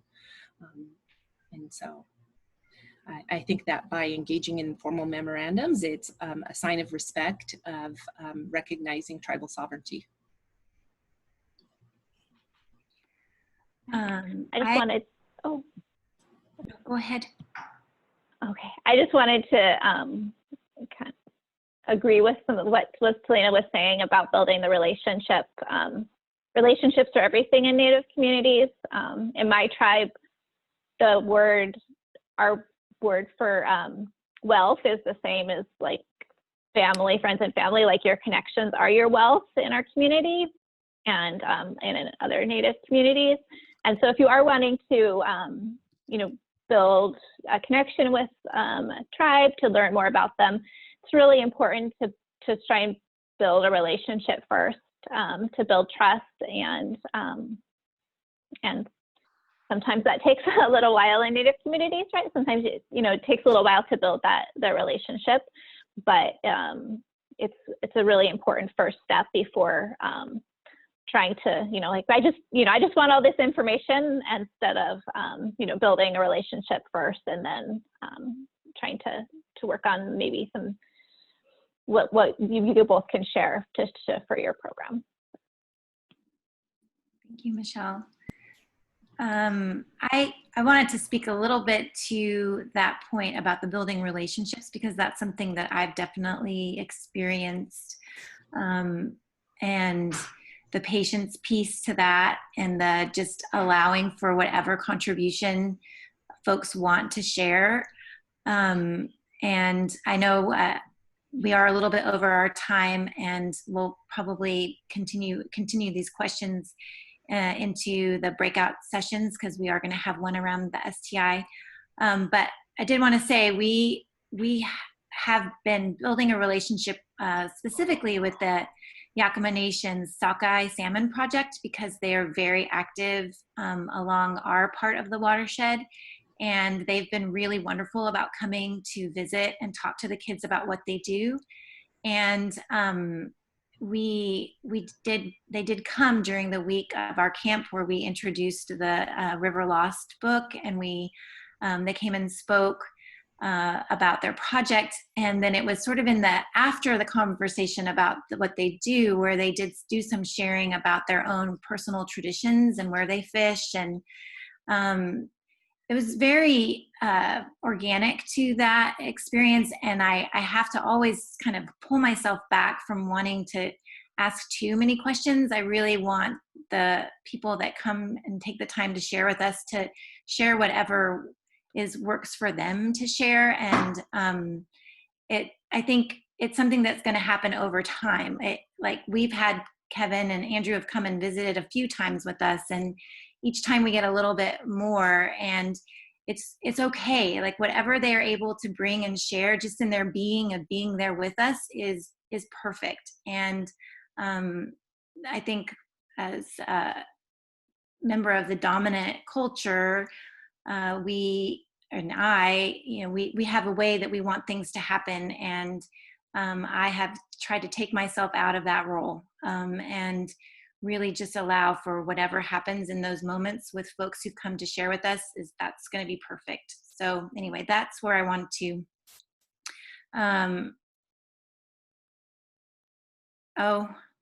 Caroline's got a quick question here. My site is on land that is historically disputed between two tribes. Any advice for navigating this challenge?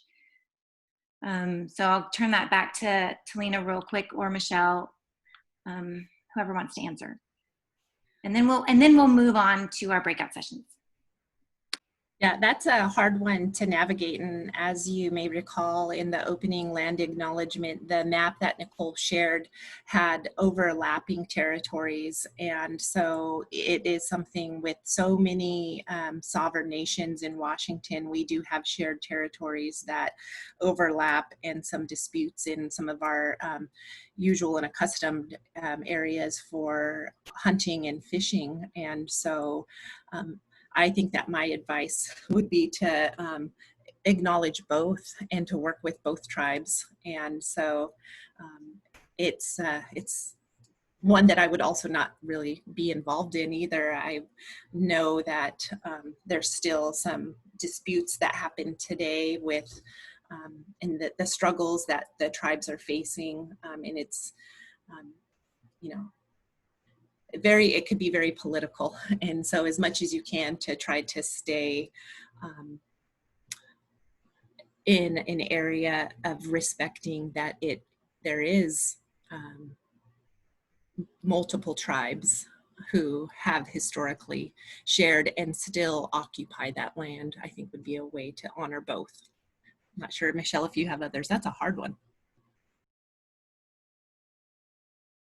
Yeah, but it's a really challenging question, and yeah, I don't know if I have any other advice. Just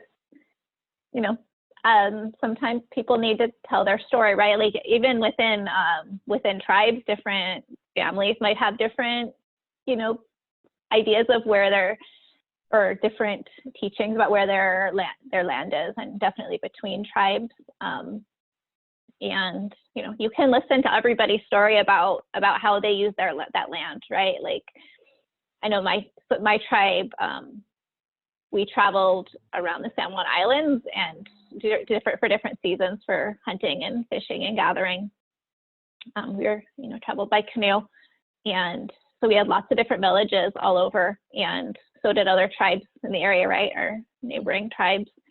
And so lots of families have different their stories that have been passed down about what they use those areas for, and so everybody can share you can listen to everybody's story. You don't have to take a side or decide who's you don't have to decide who's right or anything like that. It's just listening and acknowledging both. Thank you.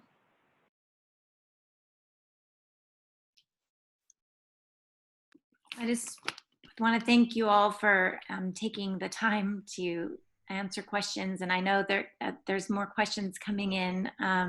So folks, go to that chat too to see what's coming along there. Nicole, I'm going to hand it back to you. And we'll just... Only for a second, because yeah. I'm actually going to hand it back to you. Oh, you're handing it back to me? I am, because it is, let's see, sorry. It is now time. Well, first, I just want to acknowledge that we are a little over time. But I also want to give everyone an opportunity to take care of their bodies. And so it is time for our next one. Our next mindfulness break. So what we'll do is we'll take really just 5 minutes so that we can give our bodies a break, and then we're going to start back up, and I'm going to hand it over to Caroline at that point, who is going to lead us into our breakout sessions. Oh yeah, go ahead. Can I say really quickly, if you have not messaged Rachel about what breakout session you would like to attend, if you could please do that during the break. That way it'll make things easier logistically. That's exactly what I was going to say. Yeah, awesome. Thank you, Caroline. In the chat. Okay, so yes, definitely 5 minutes. Sorry, I blew the last one. Giving a little more time.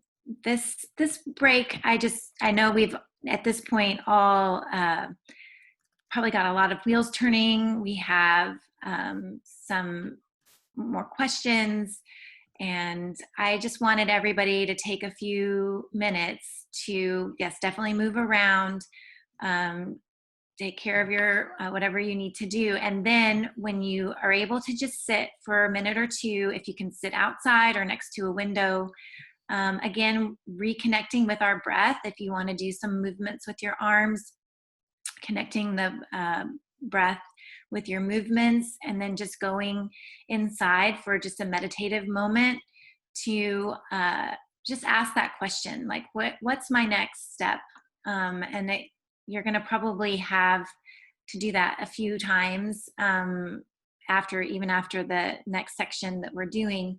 But I think it's important for us to really give ourselves a moment to integrate the knowledge that we've already gained through the practice of being together this morning, and maybe seeing what is the next step for me. And it could just, when you go into that meditative state after breathing and focusing in on your breath, and then what are the words that come up for you as your next step, or the next question, or the next movement forward for you. And that could be something that's right away, or something that we're going to be doing in the next week or two, or even beyond. So, but just giving yourself time to integrate where we've gotten to this point. So I'm going to sign off for that 5 minutes. I'm going to set a timer, and then we'll come back. But be sure to move around, connect with your breath, and ask yourself that question. So see you all soon.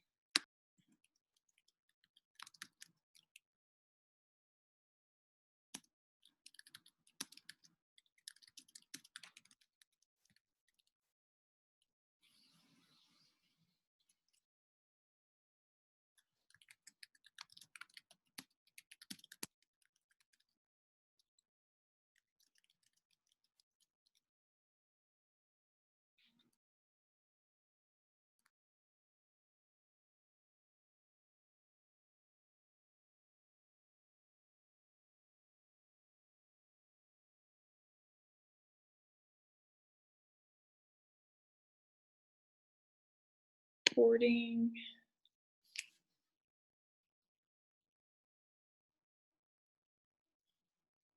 All right.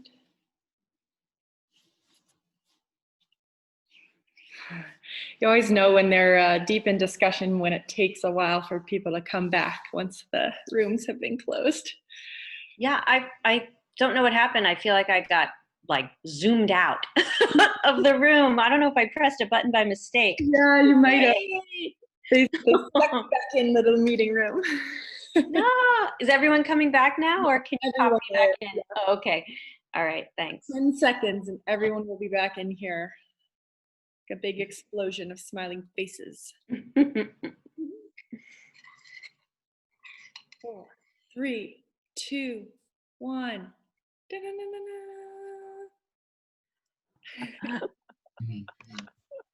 Welcome back, everyone. Are we all here? Looks like it. Well, yep, I think so. All right. I know that was definitely, it's never enough time.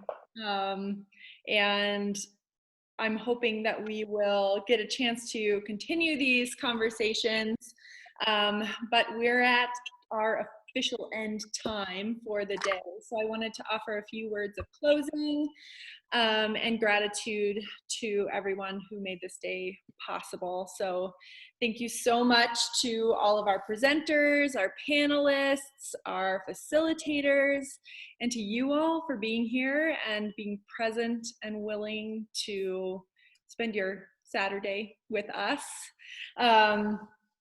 One of the things that always draws me back to this work is the founder of Biophilia, E.O. Wilson, once stated that if children do not have meaningful experiences in the outdoors before age 5, they're very unlikely to have positive engagement with nature in the future. And they're very unlikely to care for nature if they don't have those experiences in their adult lives. So, you know, we have this remarkable honor of connecting children to nature, and also a duty to all the children and families who don't have access to all the benefits that nature provides. We're part of a movement, and I hope that you got some inspiration, some grounding today in how important this work is, because it truly, truly is. We'd love for you to stay involved with WANPA and keep engaging with us. So Nicole, you can go to the next slide. Eventually. Check out our website, wampa.org. And if you're not a member, please become a member. It's free. It helps you to stay in the loop of what's going on with nature-based preschools around the state and beyond. We have a great Facebook group where people regularly post, you know, what do I do if, let's see. What was something recent? We were talking about gear, and someone asked about, you know, what gear list do you share with families? And 13 people replied. And so it's a beautiful opportunity to have an ongoing dialogue about this work. There's also the outdoor preschool licensing pilot through DCYF. That's a great resource to tune into, and we'll share the link a little bit later. And spending time outside and taking care of yourselves is also a really, really important part of this work. So thank you so much for being here today. The last part of most of our symposiums has always been to take a photo. And usually we do it in a beautiful outdoor space. And yet here we all are. So I would actually still love to do a photo. And Nicole, if you can stop sharing your screen, please. And so what I'm going to do is do a screenshot of all of us in this meeting. And so if you can, I'll sort of count to 3, and if you can hold a smile for maybe 10 seconds or whatever expression you'd like to have, we'll do a group photo for fun as we conclude this meeting. So I'll give everyone a second to get their faces on. And all right, we'll do a 5, 4, 3, 2, 1, smile. Everybody keep smiling. We're gonna get both screens. Make sure we have everyone. All right, sweet. I think we got it.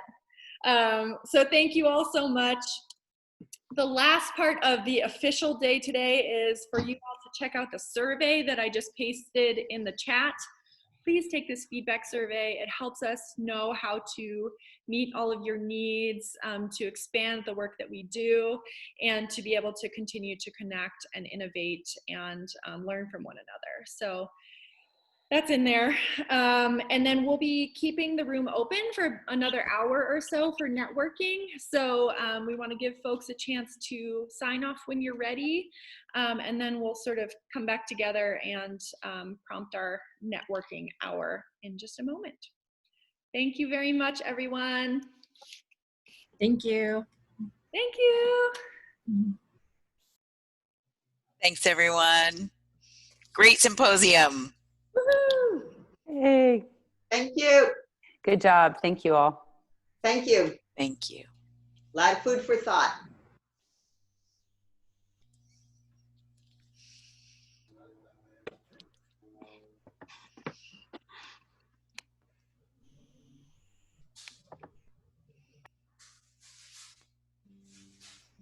I don't like seeing people go.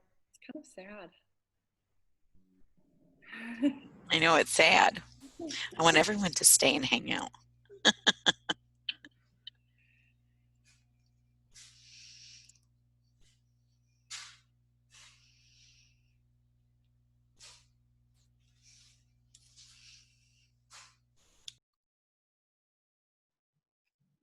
Nicole, were you wanting to sort of facilitate this networking hour? Nope. No. I mean, I will, but I'm very happy to let you do that. Great. All right. Here we go. It's so nice to see people that have stayed. It's kind of hard to network in a digital space where we have sort of a more formal group of folks together, but wanted to provide the opportunity for folks to ask questions, introduce themselves if you're sort of new to the group and want to just say hello. And then also if you're interested in continuing your breakout session and you have a couple of folks in here who want to do the same, we can also send you into a breakout group. So sort of the floor is yours. Say hello, ask your questions, chat, let us know how you're doing. That's what we got.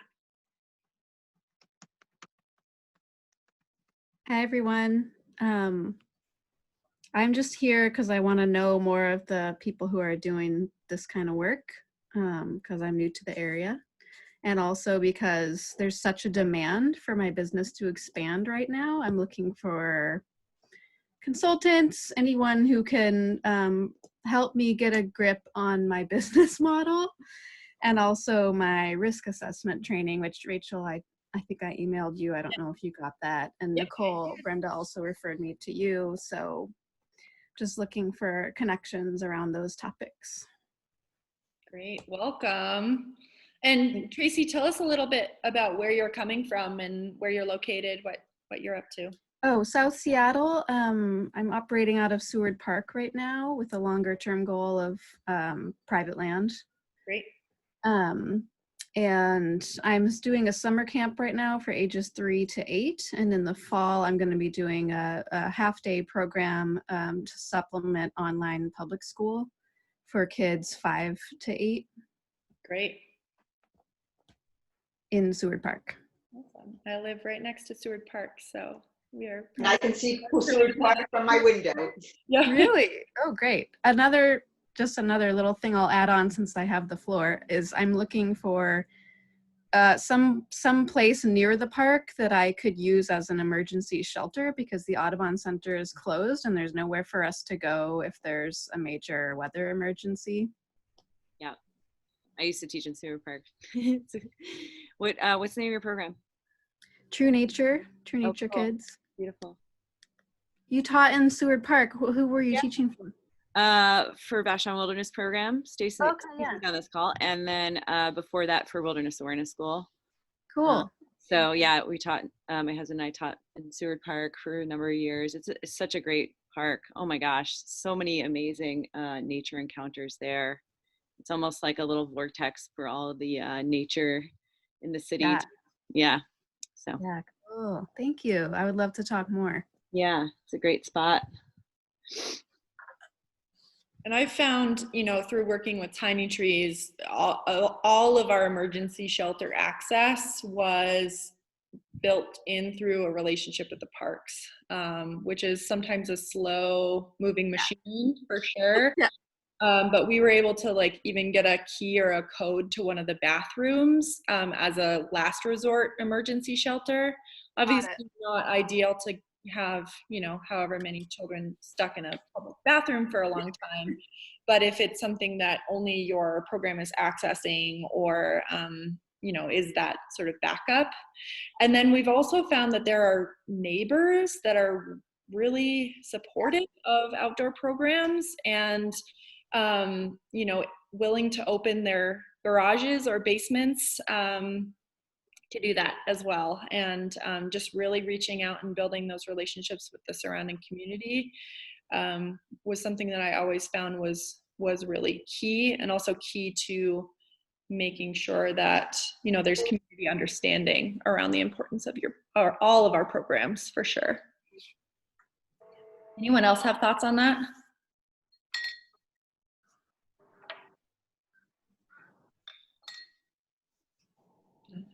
Is the park allowing you to use the picnic shelters? If I pay a lot of money. Yep. I'm probably going to reserve a picnic table. Because that's what I can afford, and maybe get my own canopy and just have it set up during program hours, and probably do 2 separate groups for our eating time. Tracy, I'm curious. Oh, sorry. Go ahead, Stacy. Sorry, Nicole. Tracy, it never hurts to ask for a fee waiver. Just go right in there and ask them. Yeah. Just say, you know, you're a small business and you're just starting up. You're providing pretty much an essential service. Yeah. And would they be willing to, you know, have a full to partial waiver, and you can offer them some sort of, you know, exchange, like on your website, you know, they can be your sole sponsor of your programs or something like that. You can give them PR. Yeah. Yeah. I did call and was like, hey, so this is what I'm providing. I can't afford the price that's listed. Is there some other thing I can do? And they just basically said, well, have you looked at any other parks? Oh, wow. Oh. Or have you thought of, every option was kind of like something that just didn't quite make sense. But I do have a relationship, at least, that's ongoing with the parks. I mean, you might be able to be a steward, like a steward of Seward, and just like, you know, maybe commit to, you know, sort of like work trade or something with your the families that you're serving. I don't know. Yeah, we would love to pull. Yeah. Are they still having an issue with the ferns there? Are the ferns? Yeah. Oh, that's so bad. I was curious how large your program is. How many students at a time are you working with? Right now it's 4 to 6, but in fall I'm hoping to go up to 8 to 10. Yeah. And is it just you, or will you have a second teacher? I wouldn't go that big without a second teacher. That's why I need some business consulting. Yeah. Just the hiring and all that is. I have sort of a related question, because I'm thinking about, starting something similar in the fall, but do you guys do you get permits from the city? Like, how does that work as far as like what you need to do to use the land? I've sent out some emails, but I haven't actually heard back from anybody from the cities. I think everyone's like furloughed and stuff, but yeah. Or if there's someone I can just talk to outside of this, that's fine too. Local. I have a city local business license. Okay. File local. Does anyone else do that? What was it that you said? There's Local? like a file local system where I got a license for the city, a business license. It's not land specific. Well, and Seattle City Parks put out a request for proposals for anyone who wanted to host a nature preschool in a Seattle City Park. And then you get a contract with them. And this is what Tiny Trees has. And they piloted this. So Tiny Trees ran for 2 years as a pilot. And then they said, okay, this works. And then they opened it up to the public. I was the only other person to put in a request at that time. Is that closed now? I don't believe so. No. I mean, but I just wanted you to know about it. You can reach out to the parks and find out what the steps are to take there. I did not end up going into contract with the parks. I ended up running a different business model. And that was partly why I asked how many students you were going to utilize. No, Nicole, do you know, was it Tara Katz who, she uses the Woodland Park, Woodland Park? Yep. Been doing it for years, so she might be a good resource. Absolutely. Yeah, I've reached out to her. Oh, good. And I would say, honestly, Seattle Parks and Rec is probably one of the hardest partnerships in my experience running Tiny Trees, in terms of that reciprocity. And it's like the kinks are still being worked out with how outdoor preschools can exist within the Seattle parks. Some other folks have been doing sort of day camp permits with them instead, and that has been a little bit more successful when it comes to sort of like that land use agreement. And then I know that King County Parks is really excited about outdoor preschools. So Carolyn, I know that you have been over in the Bellevue area in the past. Those parks, it's just a different response and understanding at this moment in time of sort of the function of outdoor preschools in terms of leveraging like nature stewardship and things like that. So it's definitely worth exploring with all parties. But I will say that it's the Seattle Parks and Rec relationship. They're excited about it, but it's still a little rocky in terms of that reciprocity, for sure. That's good to know. And I, because I didn't end up going into contract, I did build a relationship with the parks that I was in, and so I didn't run. I had incredible support from the folks over at Camp Long. Yeah. I mean, they were amazing. Oh, they're great. They We are used to run amazing. a program there. Yeah. Many years ago, we ran a program at Camp Long, and it was fantastic. They just called me in. They just included me in their emergency contacts and any information. I mean, I didn't even have to ask, but they got to know me and saw me. It's those individual relationships. Exactly. For you too, that I think make the biggest difference, as opposed to like, there's the overarching rec, and then there are the people on the ground every day that are seeing the kids, seeing the beauty. And I think starting from the ground up in that way can be really, really powerful. Sometimes there's a big disconnect between the two, though. Like you can make a relationship with the parks people, but then, if someone in the office is sort of like tipped off to, who are these people? And then they're like, oh, but no. So there is a disconnect, and you can also, the messaging can be a little not on the same page. That's been my experience in the Bellingham parks.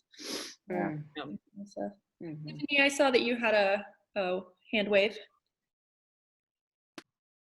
Oh, you're muted. There you go. So it's sort of a similar question. I know that Fiddlehead's fourth school is run from the Arboretum and through UW, right? Correct. And I'm sort of thinking about maybe doing something with Evergreen. Some of you might not know, but Evergreen is, on hundreds of acres of gorgeous forest and beach. And I'm a graduate of their master in teaching program there.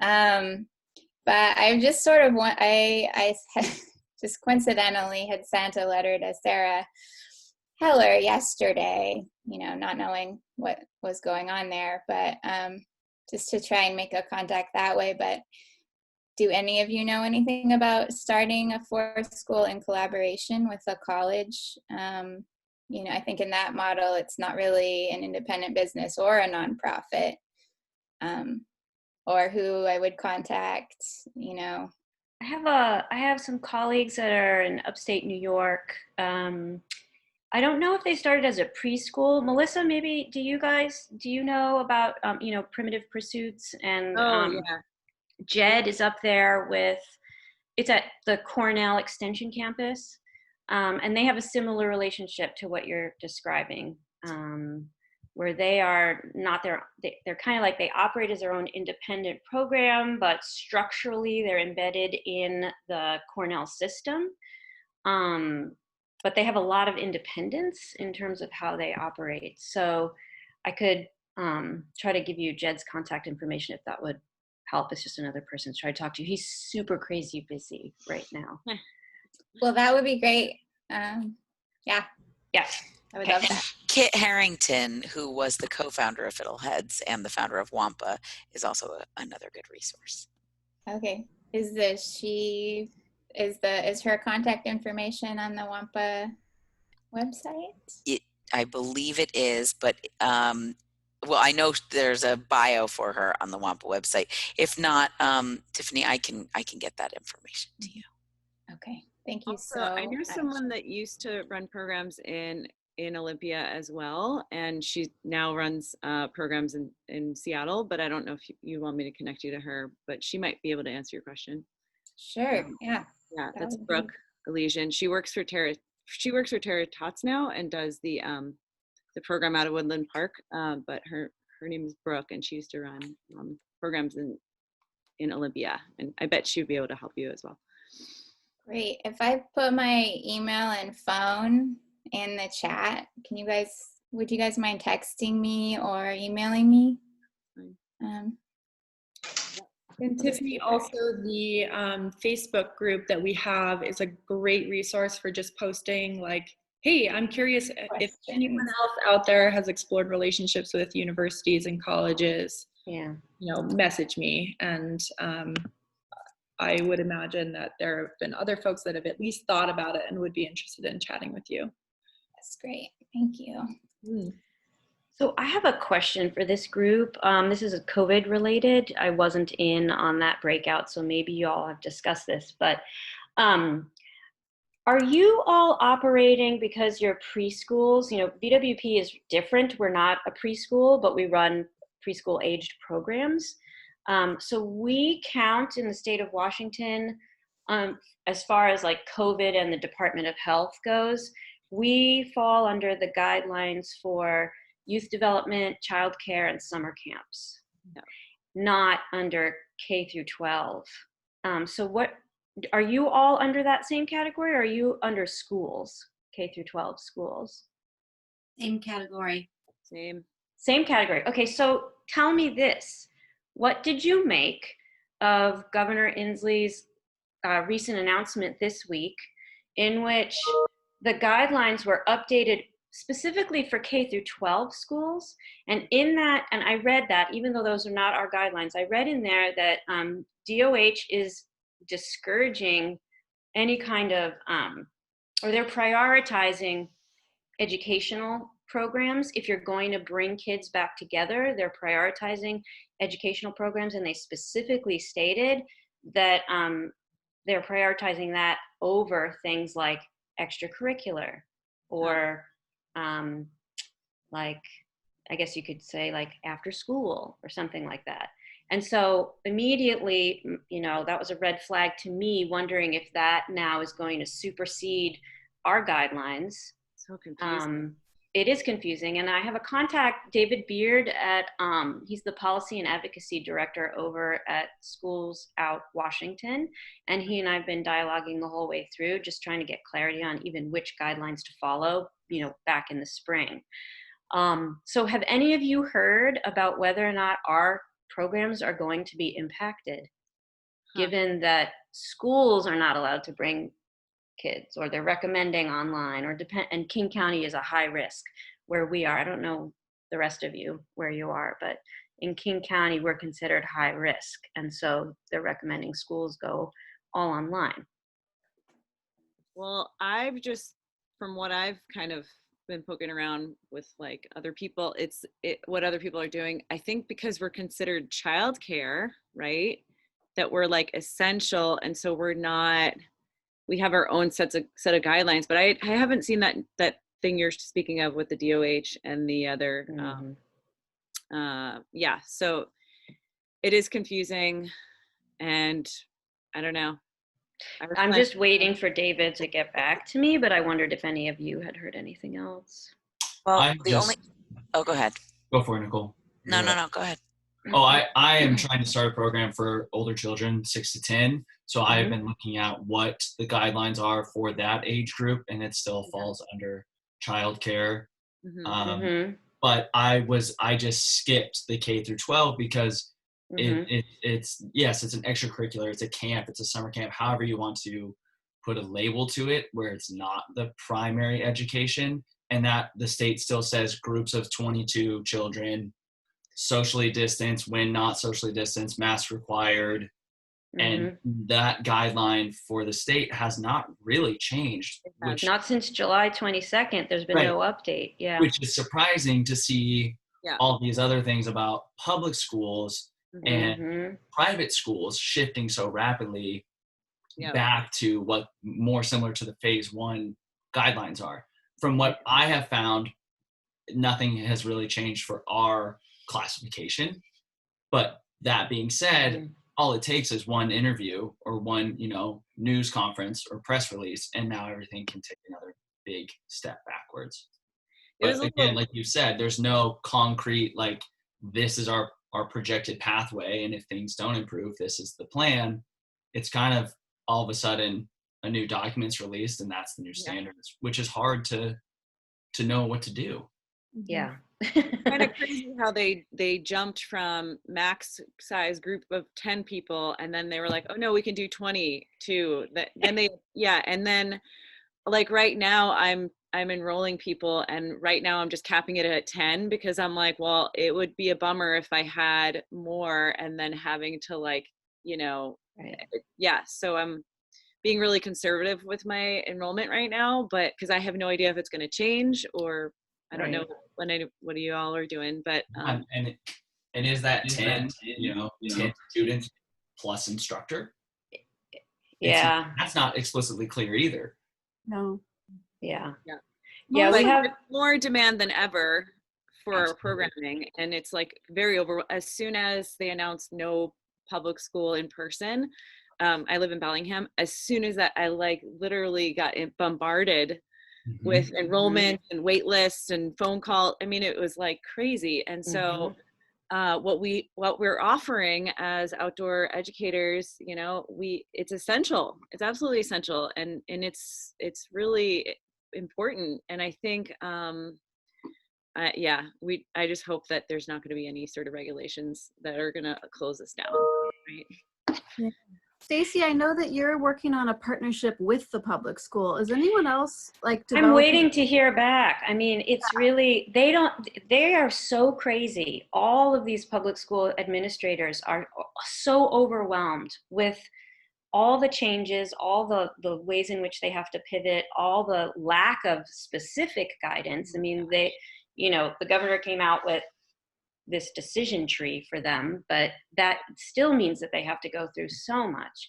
And supposedly I'm being invited into a meeting on Wednesday to see if there's anything that we can do in partnership with the schools. And when we talk about equity and access, to me, that's the most important way that we can serve at this time. I have wait lists that are, so long, but I'm hesitant to continue to open up new groups at this point because I don't know if things are going to change or not. So I'm just sort of holding with where I am right now. But I was wondering if anyone else is actually actively engaging with their local schools. I'm going to try next week because I have a couple kids from Hawthorne Elementary, and now they're all online and their parents are just desperate, freaking out. Right. And one of the things that I'm waiting to hear back from the district about is how do they define mandatory attendance? Because if that means that the kids have to be online in front of a screen all day, then that impacts program design for us. And we can't pull them out of their online programming. But so everything is kind of like, and most people are just like a month away from open, weeks. Vashon's supposed to be back online in school on the 31st. I don't envy them. It's really challenging. Oh my gosh. It breaks my heart to think about all those kids stuck in front of computers. Oh my goodness. Yeah. It's just wrong. It is, and I'm on a lot of the parent forums online, and I'm just reading, you know, and they're desperate. They're really struggling, and at the same time, it's, you know, it's a transformative time, because people, when there's a need, they have to get creative. They have to pivot. They have to do something else, and it comes with greater degrees or lesser degrees of ease for families to do that pivoting. But people who thought that they could never like homeschool are actually like, wow, okay, this is what I'm doing now. Yep. Or forming little pods of other, you know, kids and families who are going to school together or something. It's interesting. And, oh, sorry, go ahead. Oh, no, so to your point, I was on a call yesterday and they were talking about getting computers out to all these kids. This was in Tacoma, and then connectivity, and nobody's having the conversation of what it's really going to look like. So you're going to have these screens with these kids, but not really thinking more deeply about how it's going to impact play, how it's going to impact social emotional, how it's going to impact, you know, what it is that they're really getting out of the experience. And it's really, for me, very concerning, because it's like, it's great, we need to do something, but. Right. Just to put a plug in for the work that I do outside of nature-based stuff, is I work for what's called the Campaign for a Commercial-Free Childhood. And within that, we have the Children's Screen Time Action Network, and we work on helping families find solutions sort of beyond the screen. And we have some webinars coming up next week, which will also be recorded, specifically talking about, you know, figuring out ways to limit education technology and still provide sort of equitable opportunities for young children. So I put the registration link in the chat if anyone is interested. Would love to see some nature folks there, because I think it intersects with our work a lot. And it's just such a conundrum for us all. And we have these sort of extremes right now where we equate distance learning to online learning, and we can be equating online or distance learning to having more hands-on opportunities, but we also have to address all the other inequities that make it really hard to empower working families to be able to do all of these things. And so it's, there's not a simple fix. Do you guys, does anyone have a vision for what it, like, so imagine there's like no barriers to the situation. Like, what do you envision if we had a right relation with the school districts right now? Well, that's a beautiful visioning question. And I just wanted to offer that there is advocacy work happening right now. E3 has a Catalyst committee. I am on it. Curtis is on it. A number of really amazing people are on it, and it is peopled by members of different organizations, environmentally based organizations from throughout the state, and the goal is to advocate for outdoor and nature-based learning for all students. And so this is, there are people working on this and connecting with both administrators as well as legislatures. And so that's happening. I remember that. I should slow work, right? But and then also Diane, you called together a group. Go ahead. I was going to say that again, I just looked at the meeting doodle, and if I send it to you, Nicole, can you get it out to this group? Basically, it's looking at rethinking education during COVID, and a lot of it has to do with looking at outdoor, what historically what's happened in previous pandemics, which in fact, they did do outdoor preschools during the 1920s. They did them on ferries in New York City. They did them in, parks. They did them in huge warehouses with windows open. So there's kind of a historical model. But there's a group in San Francisco, I'm blanking on the name of it right now, but they've just wrote an opinion piece about, I think it was in the New York Times, about the pods, but, people are talking pods. I just spoke to someone, Microsoft is, groups, parents are trying together to create pods, but this group in San Francisco is really talking about an equity issue and how do we do advocacy so our systems people can look at alternative ways of bringing children together in an educational system setting. So I just I sent out the article. I said anybody interested. So right now there are at least 10 or 15 people, pretty much colleagues that I know. One of the people probably on the call is going to be Claire Wilson, who is the Washington State legislator who co-chairs the Early Learning Committee. And it's going to be, I just actually looked at the thing, it's going to be at between 2 and 3 on August 8th. August, not 8th, Thursday. Whatever. I have to look at my calendar again, but 12th? 13th. 13th, yes, August 13th, between 2 and 3. And it's really a platform for conversation, and hopefully one of the authors from San Francisco is a colleague of a friend of mine, and so I'm going to invite her to be part of the conversation. So, Nicole, which is the best way to get it out to a broader group? Yeah, if you send, well, I already have it. Do you want me to send what do you want me to send out? Send the article? And that was part of my plan. And then what I'll do is I'll send out the article, and I'll CC you so that you'll have the perfect. Okay.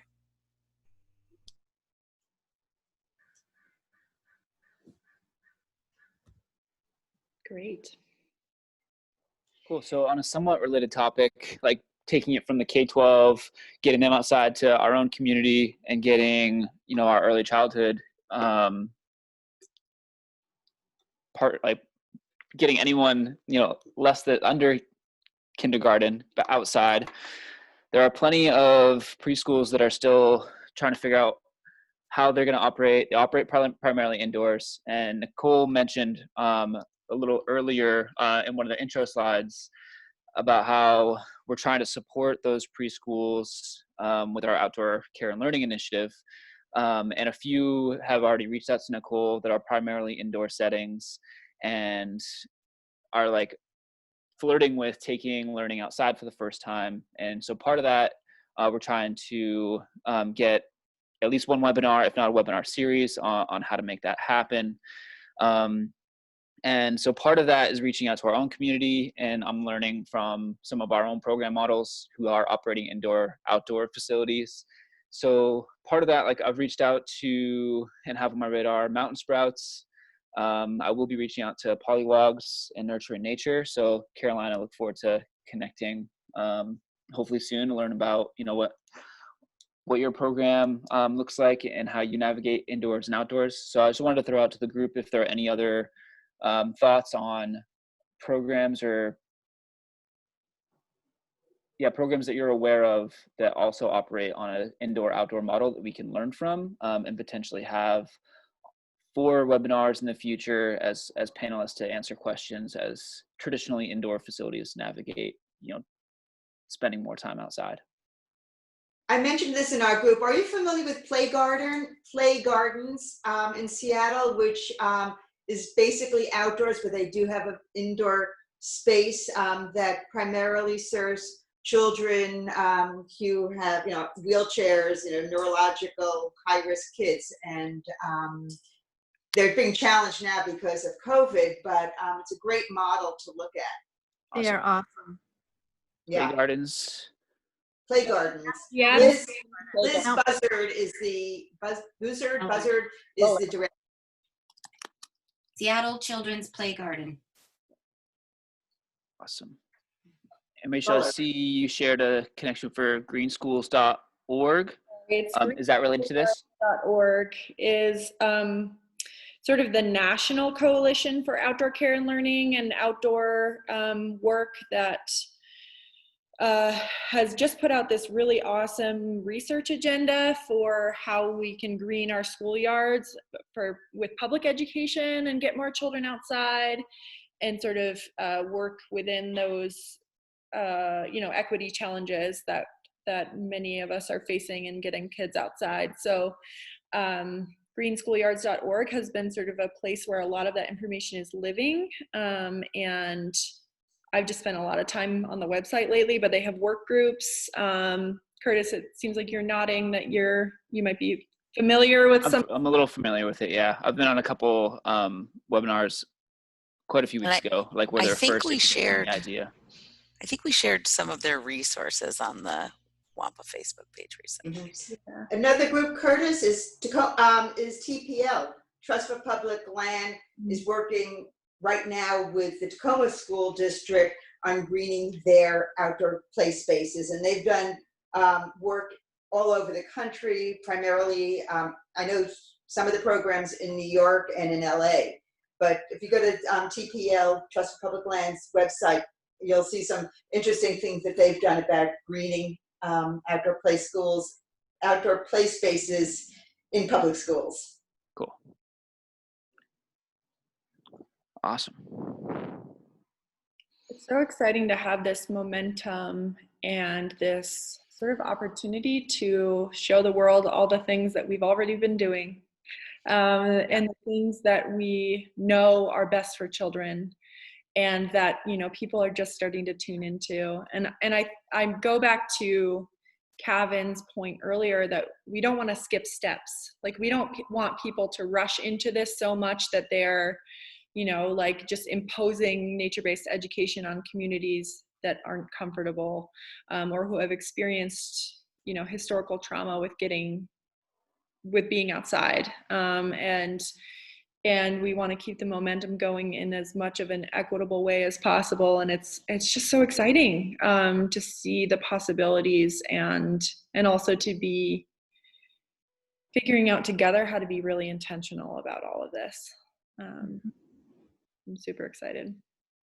And I think, Rachel, the whole idea of really looking at it through an equity lens and an anti-racist lens is something that we get so excited about the outdoors that we sometimes fades in the background. So just reminding ourselves, how do we continually keep that in the forefront of our thinking? This, for me at least, is really critical. Absolutely. And I love it. I mean, I could go on and on, be really excited, but again, it's harder to do it with that lens on. Yep. It's not a fast thing. We can't force it. Like Kevin said, we can't skip steps. I think what that slowing down allows us to do is actually to connect with people and to co-create something that is meaningful for everyone involved, and therefore will have sustainability. That is so beautifully said. Thank you.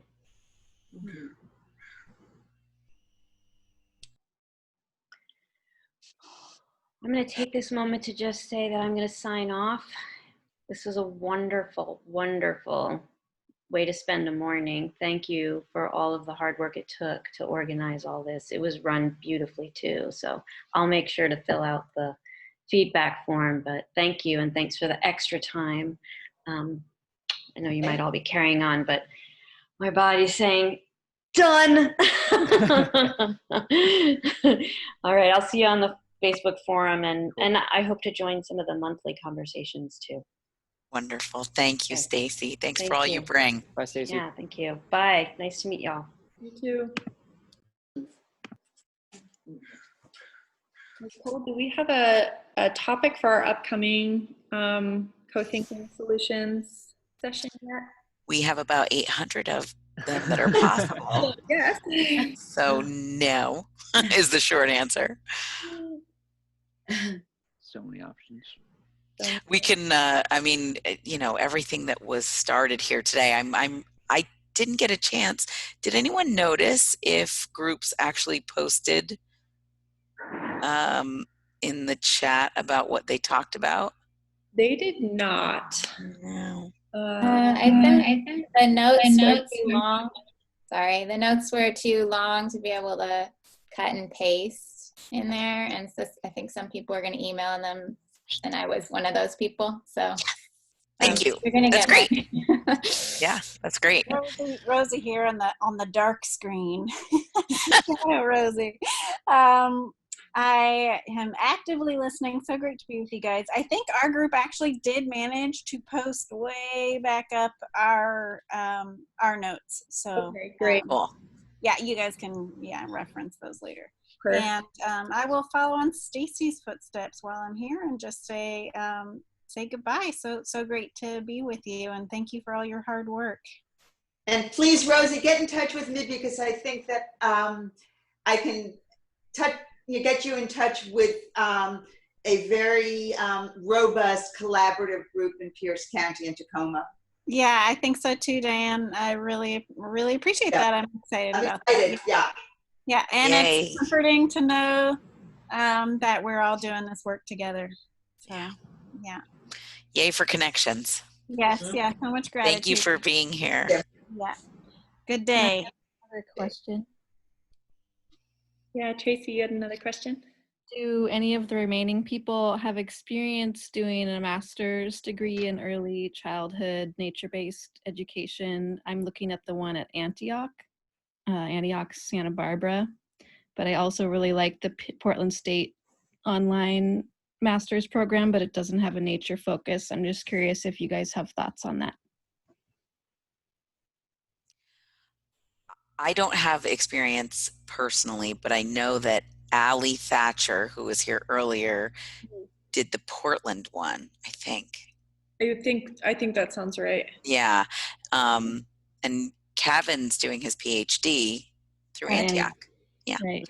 So those are two people you could, and that's another, like Rachel said before, that's a great one to post on the WANPA Educators Facebook page, unless there's other people here. I have a couple of friends who've gone through the Portland program, and I know some of the professors there, and they have really liked it. Again, it's not nature-based, but in terms of a program that really focuses on the whole child, and it's a good program. Yep. My grad program was through Champlain College. It's an online master's in early childhood education program, and they have a couple of different sort of specializations. None of them are nature explicitly, but you start out your program reading Richard Louv's work on Last Child in the Woods, and it's very based in, again, like Diane said, a whole child approach. So something to look into as well if you're willing to branch out of that specific title. Yeah, thank you. Mm-hmm.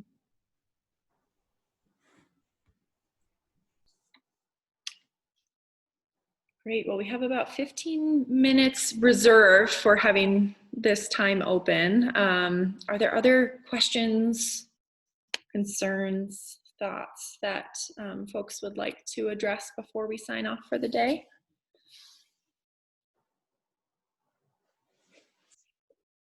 Just curious how to get more involved with what you guys are doing at WANPA.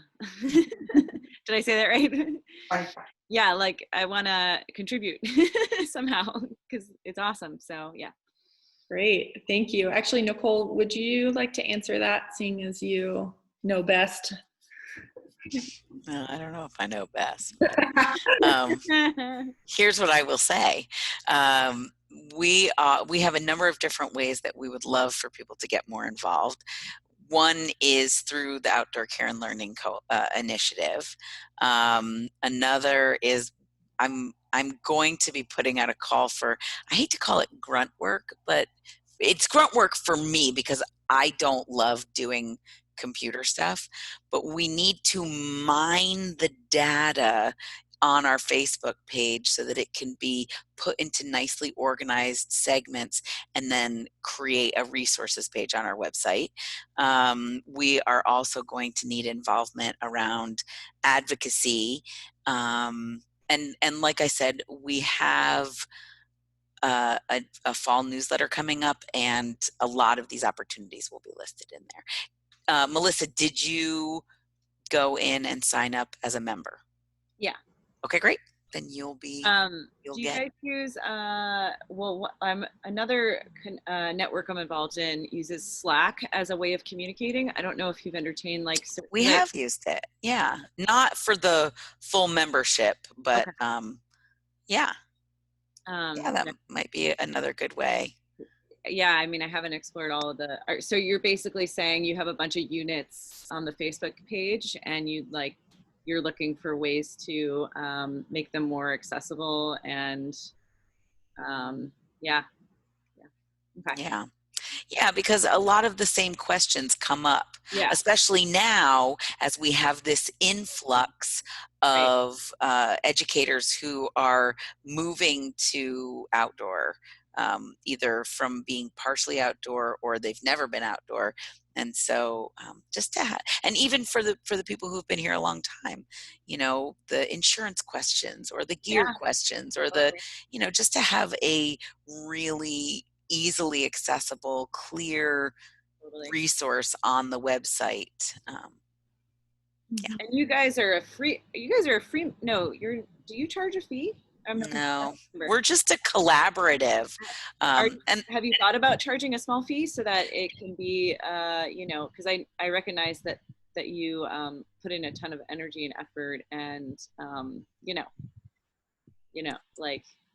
We are planning to create a 501c3 and move the organizational structure into that realm where we would have an active and working board of directors and an actual executive director and probably an admin or two. Yes. So that is the trajectory. And is there any thought of WANPA? It already encompasses different age groups, but I noticed that I'm like, well, it's specific to preschool, and this fall I'm really not running a preschool. Yeah. What's your vision for that aspect? That's a great question. I guess the bigger question is, what's our vision for that? Right. It's like the outdoor licensing pilot is preschool specific. So I'm trying to write my policy like following the licensing, but I'm not.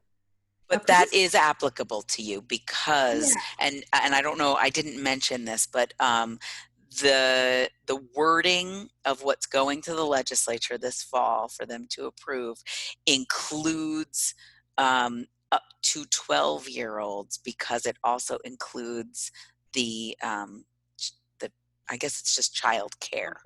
Love it. Yeah, love it. Yeah, thanks for that. I needed to hear that. Yeah, but we can become whatever we want to become. You know, one of the interesting things, you know, throughout this morning that was flashing for me is still, and I've been doing this for many, many, many, many years, more years than probably you're old, but is how we're still so siloed. I mean, because WANPA is here. The colleagues that I know don't know about it. And they're immersed and based in early learning. Imagine, which is the collaborative that I've been co-founding for 15 years. We're over here because it's grassroots.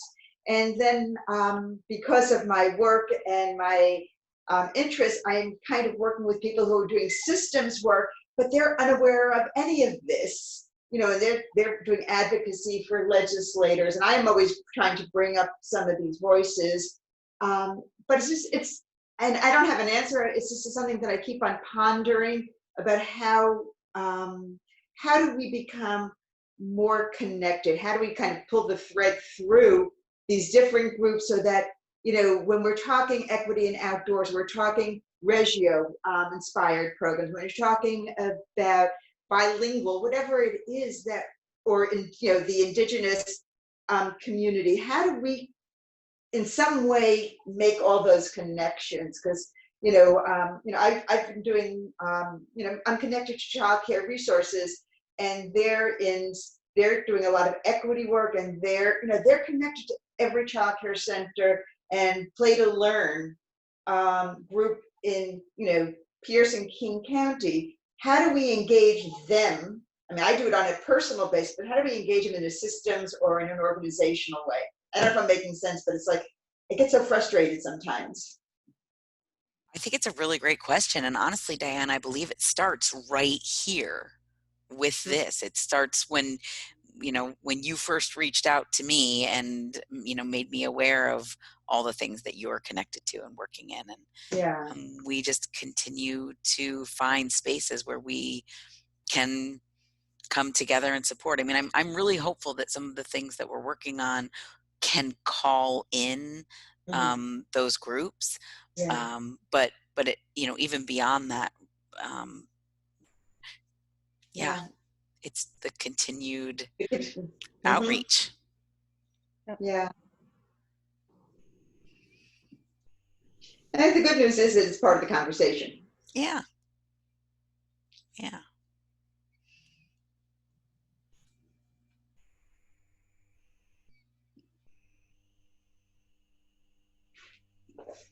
It does seem like it needs to expand beyond preschool, just because as I'm doing research and getting to know a lot of nature preschools, many have their summer programs for school age kids, or starting homeschool connect programs, or even venturing out into like teen programs.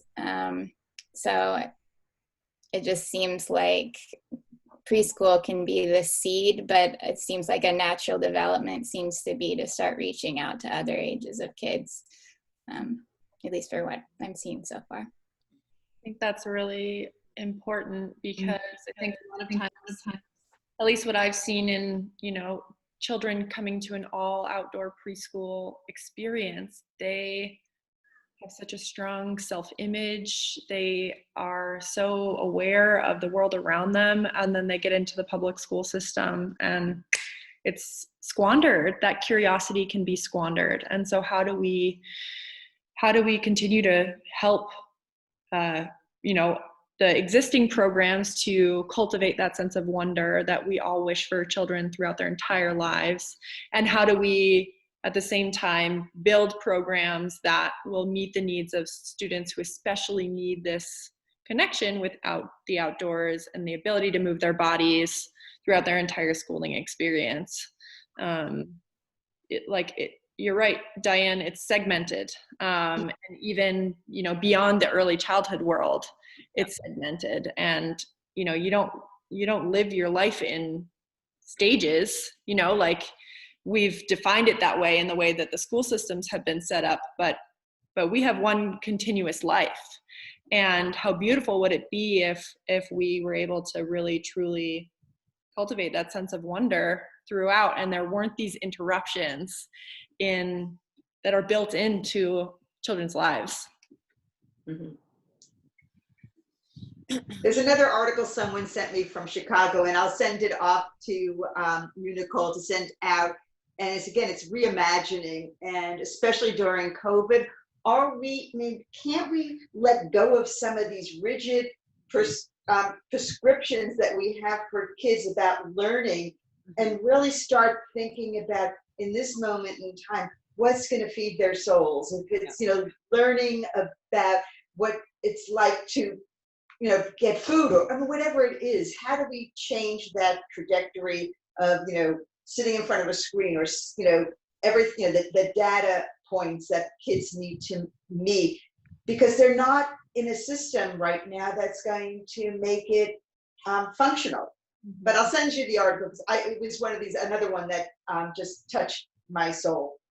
And I think a big piece of that is like changing it from the big picture policy level, and a lot of school districts are getting creative on like how to interpret the rules in these policies, but starting with No Child Left Behind, decades ago, and now how everything is connected to funding based on like performance standards, so that like that in and of itself creates so much red tape. Right. So looking at how you can break down that barrier, because like all of this push for online learning has been like, we can't let our standards slip. They need to learn. Like, this is the only way we know how to do it. But it's like, if they weren't looking at it through that lens, and if our policies were built around focusing on the whole child and not just, what are they getting for grades and how can you do that? It's just, like changing it from that level will make it a lot easier on this level. So it's like, you have the grassroots side, which is changing it from the bottom up. And then, finding that way to get it from the bottom. So it's just like the sandwiching effect where they can meet in the middle of this, like, perfect is hard to attain, but, this more equitable and greater system that we're all proud to be a part of, and aren't just like, we need to change it. Like, yeah. So that's what I'm dedicating my life to. I'm starting a master's in educational policy, organizations, and leadership, and like, how can we change our policies so that it better suits us as people, and can just people can be happy to be in a society that we're in, and aren't like being oppressed anymore, and aren't feeling like, I don't know. I could go on, but there's my little rant. Well, it's systematic racism. The people in power like to stay in power. Yeah. Yep. It doesn't really benefit anyone when you come down to the heart of it. Yep. It's a very colonized way of, it really goes back to decolonizing our education system, and normalizing nature-based, because this is the thing, it goes back to like, what's the first presenter, Kevin? Yeah, what he was sharing about, like, we are nature, and it's not separate from us. Nature isn't a museum. Like, we are nature, right? So why has it been so fringe for us to have an outdoor education system? Like, who decided that we need to be in the classroom and in front of screens right now, And yeah, I think the benefits outweigh the risks right now as far as having outdoor programs. And I think if we don't have anything for the children that are outside, it's going to be really detrimental. So I don't know. So I hope everyone can run programs this year.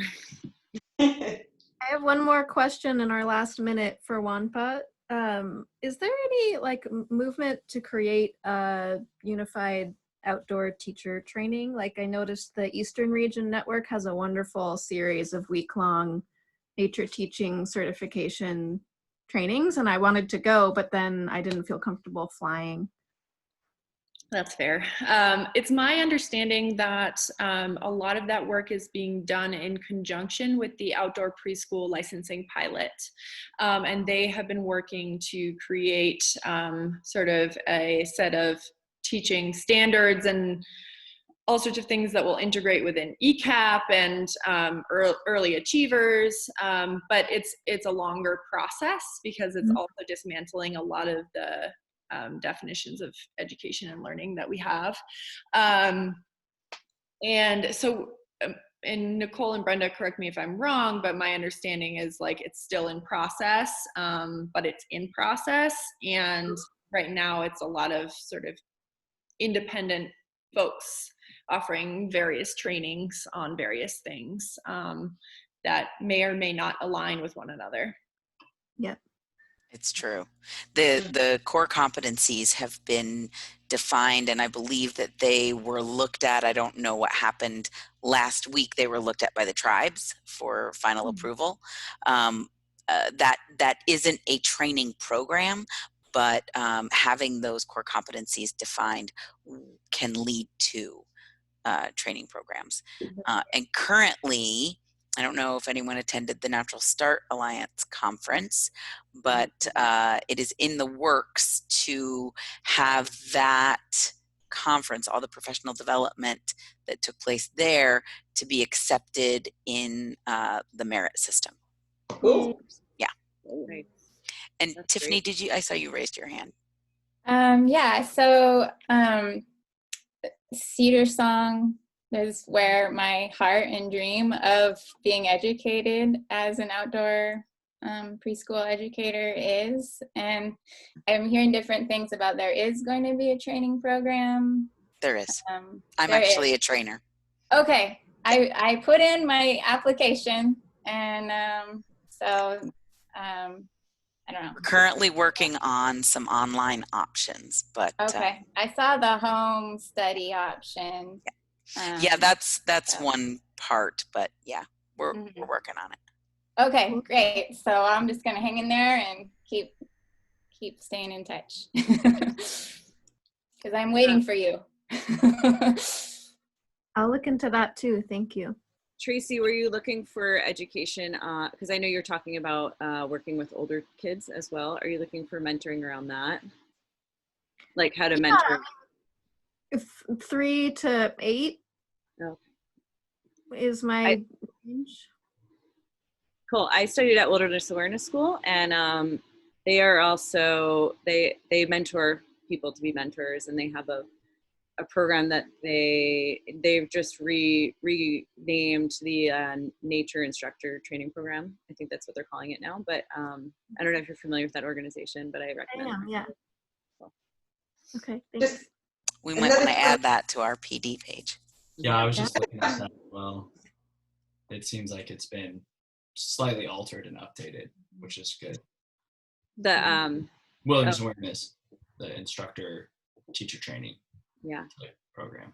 We have a page on our WANPA website that Curtis has been, what's the word I want to use?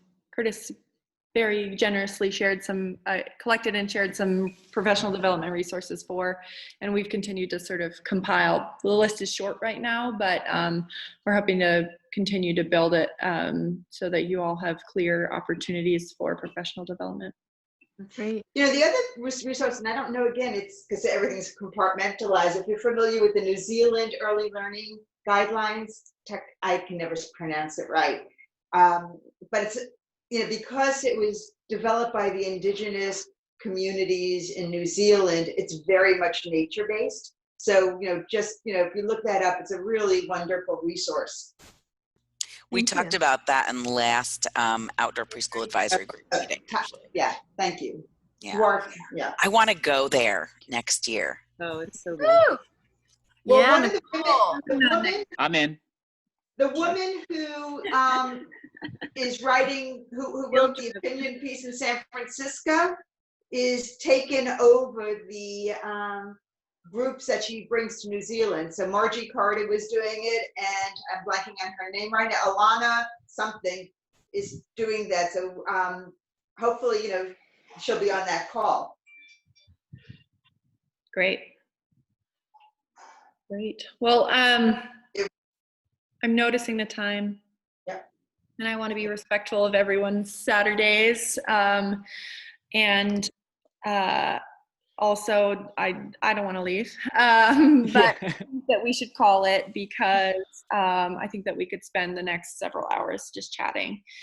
So again, want to encourage everyone to head to the WANPA Educators Facebook page, reach out to us via email. Our email address is just, what is our email address? Nicole's gonna put it in there.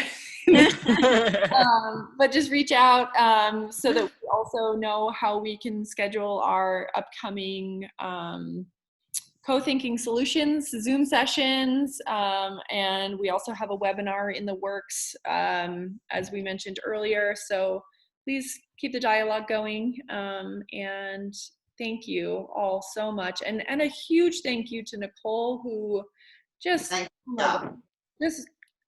poured her heart into this day, and she's amazing. So thank you, Nicole. Thank you, everybody. Couldn't have done it without you. With all of you. Without all of you. Thank you. All right. Thanks, everyone. Have a great afternoon.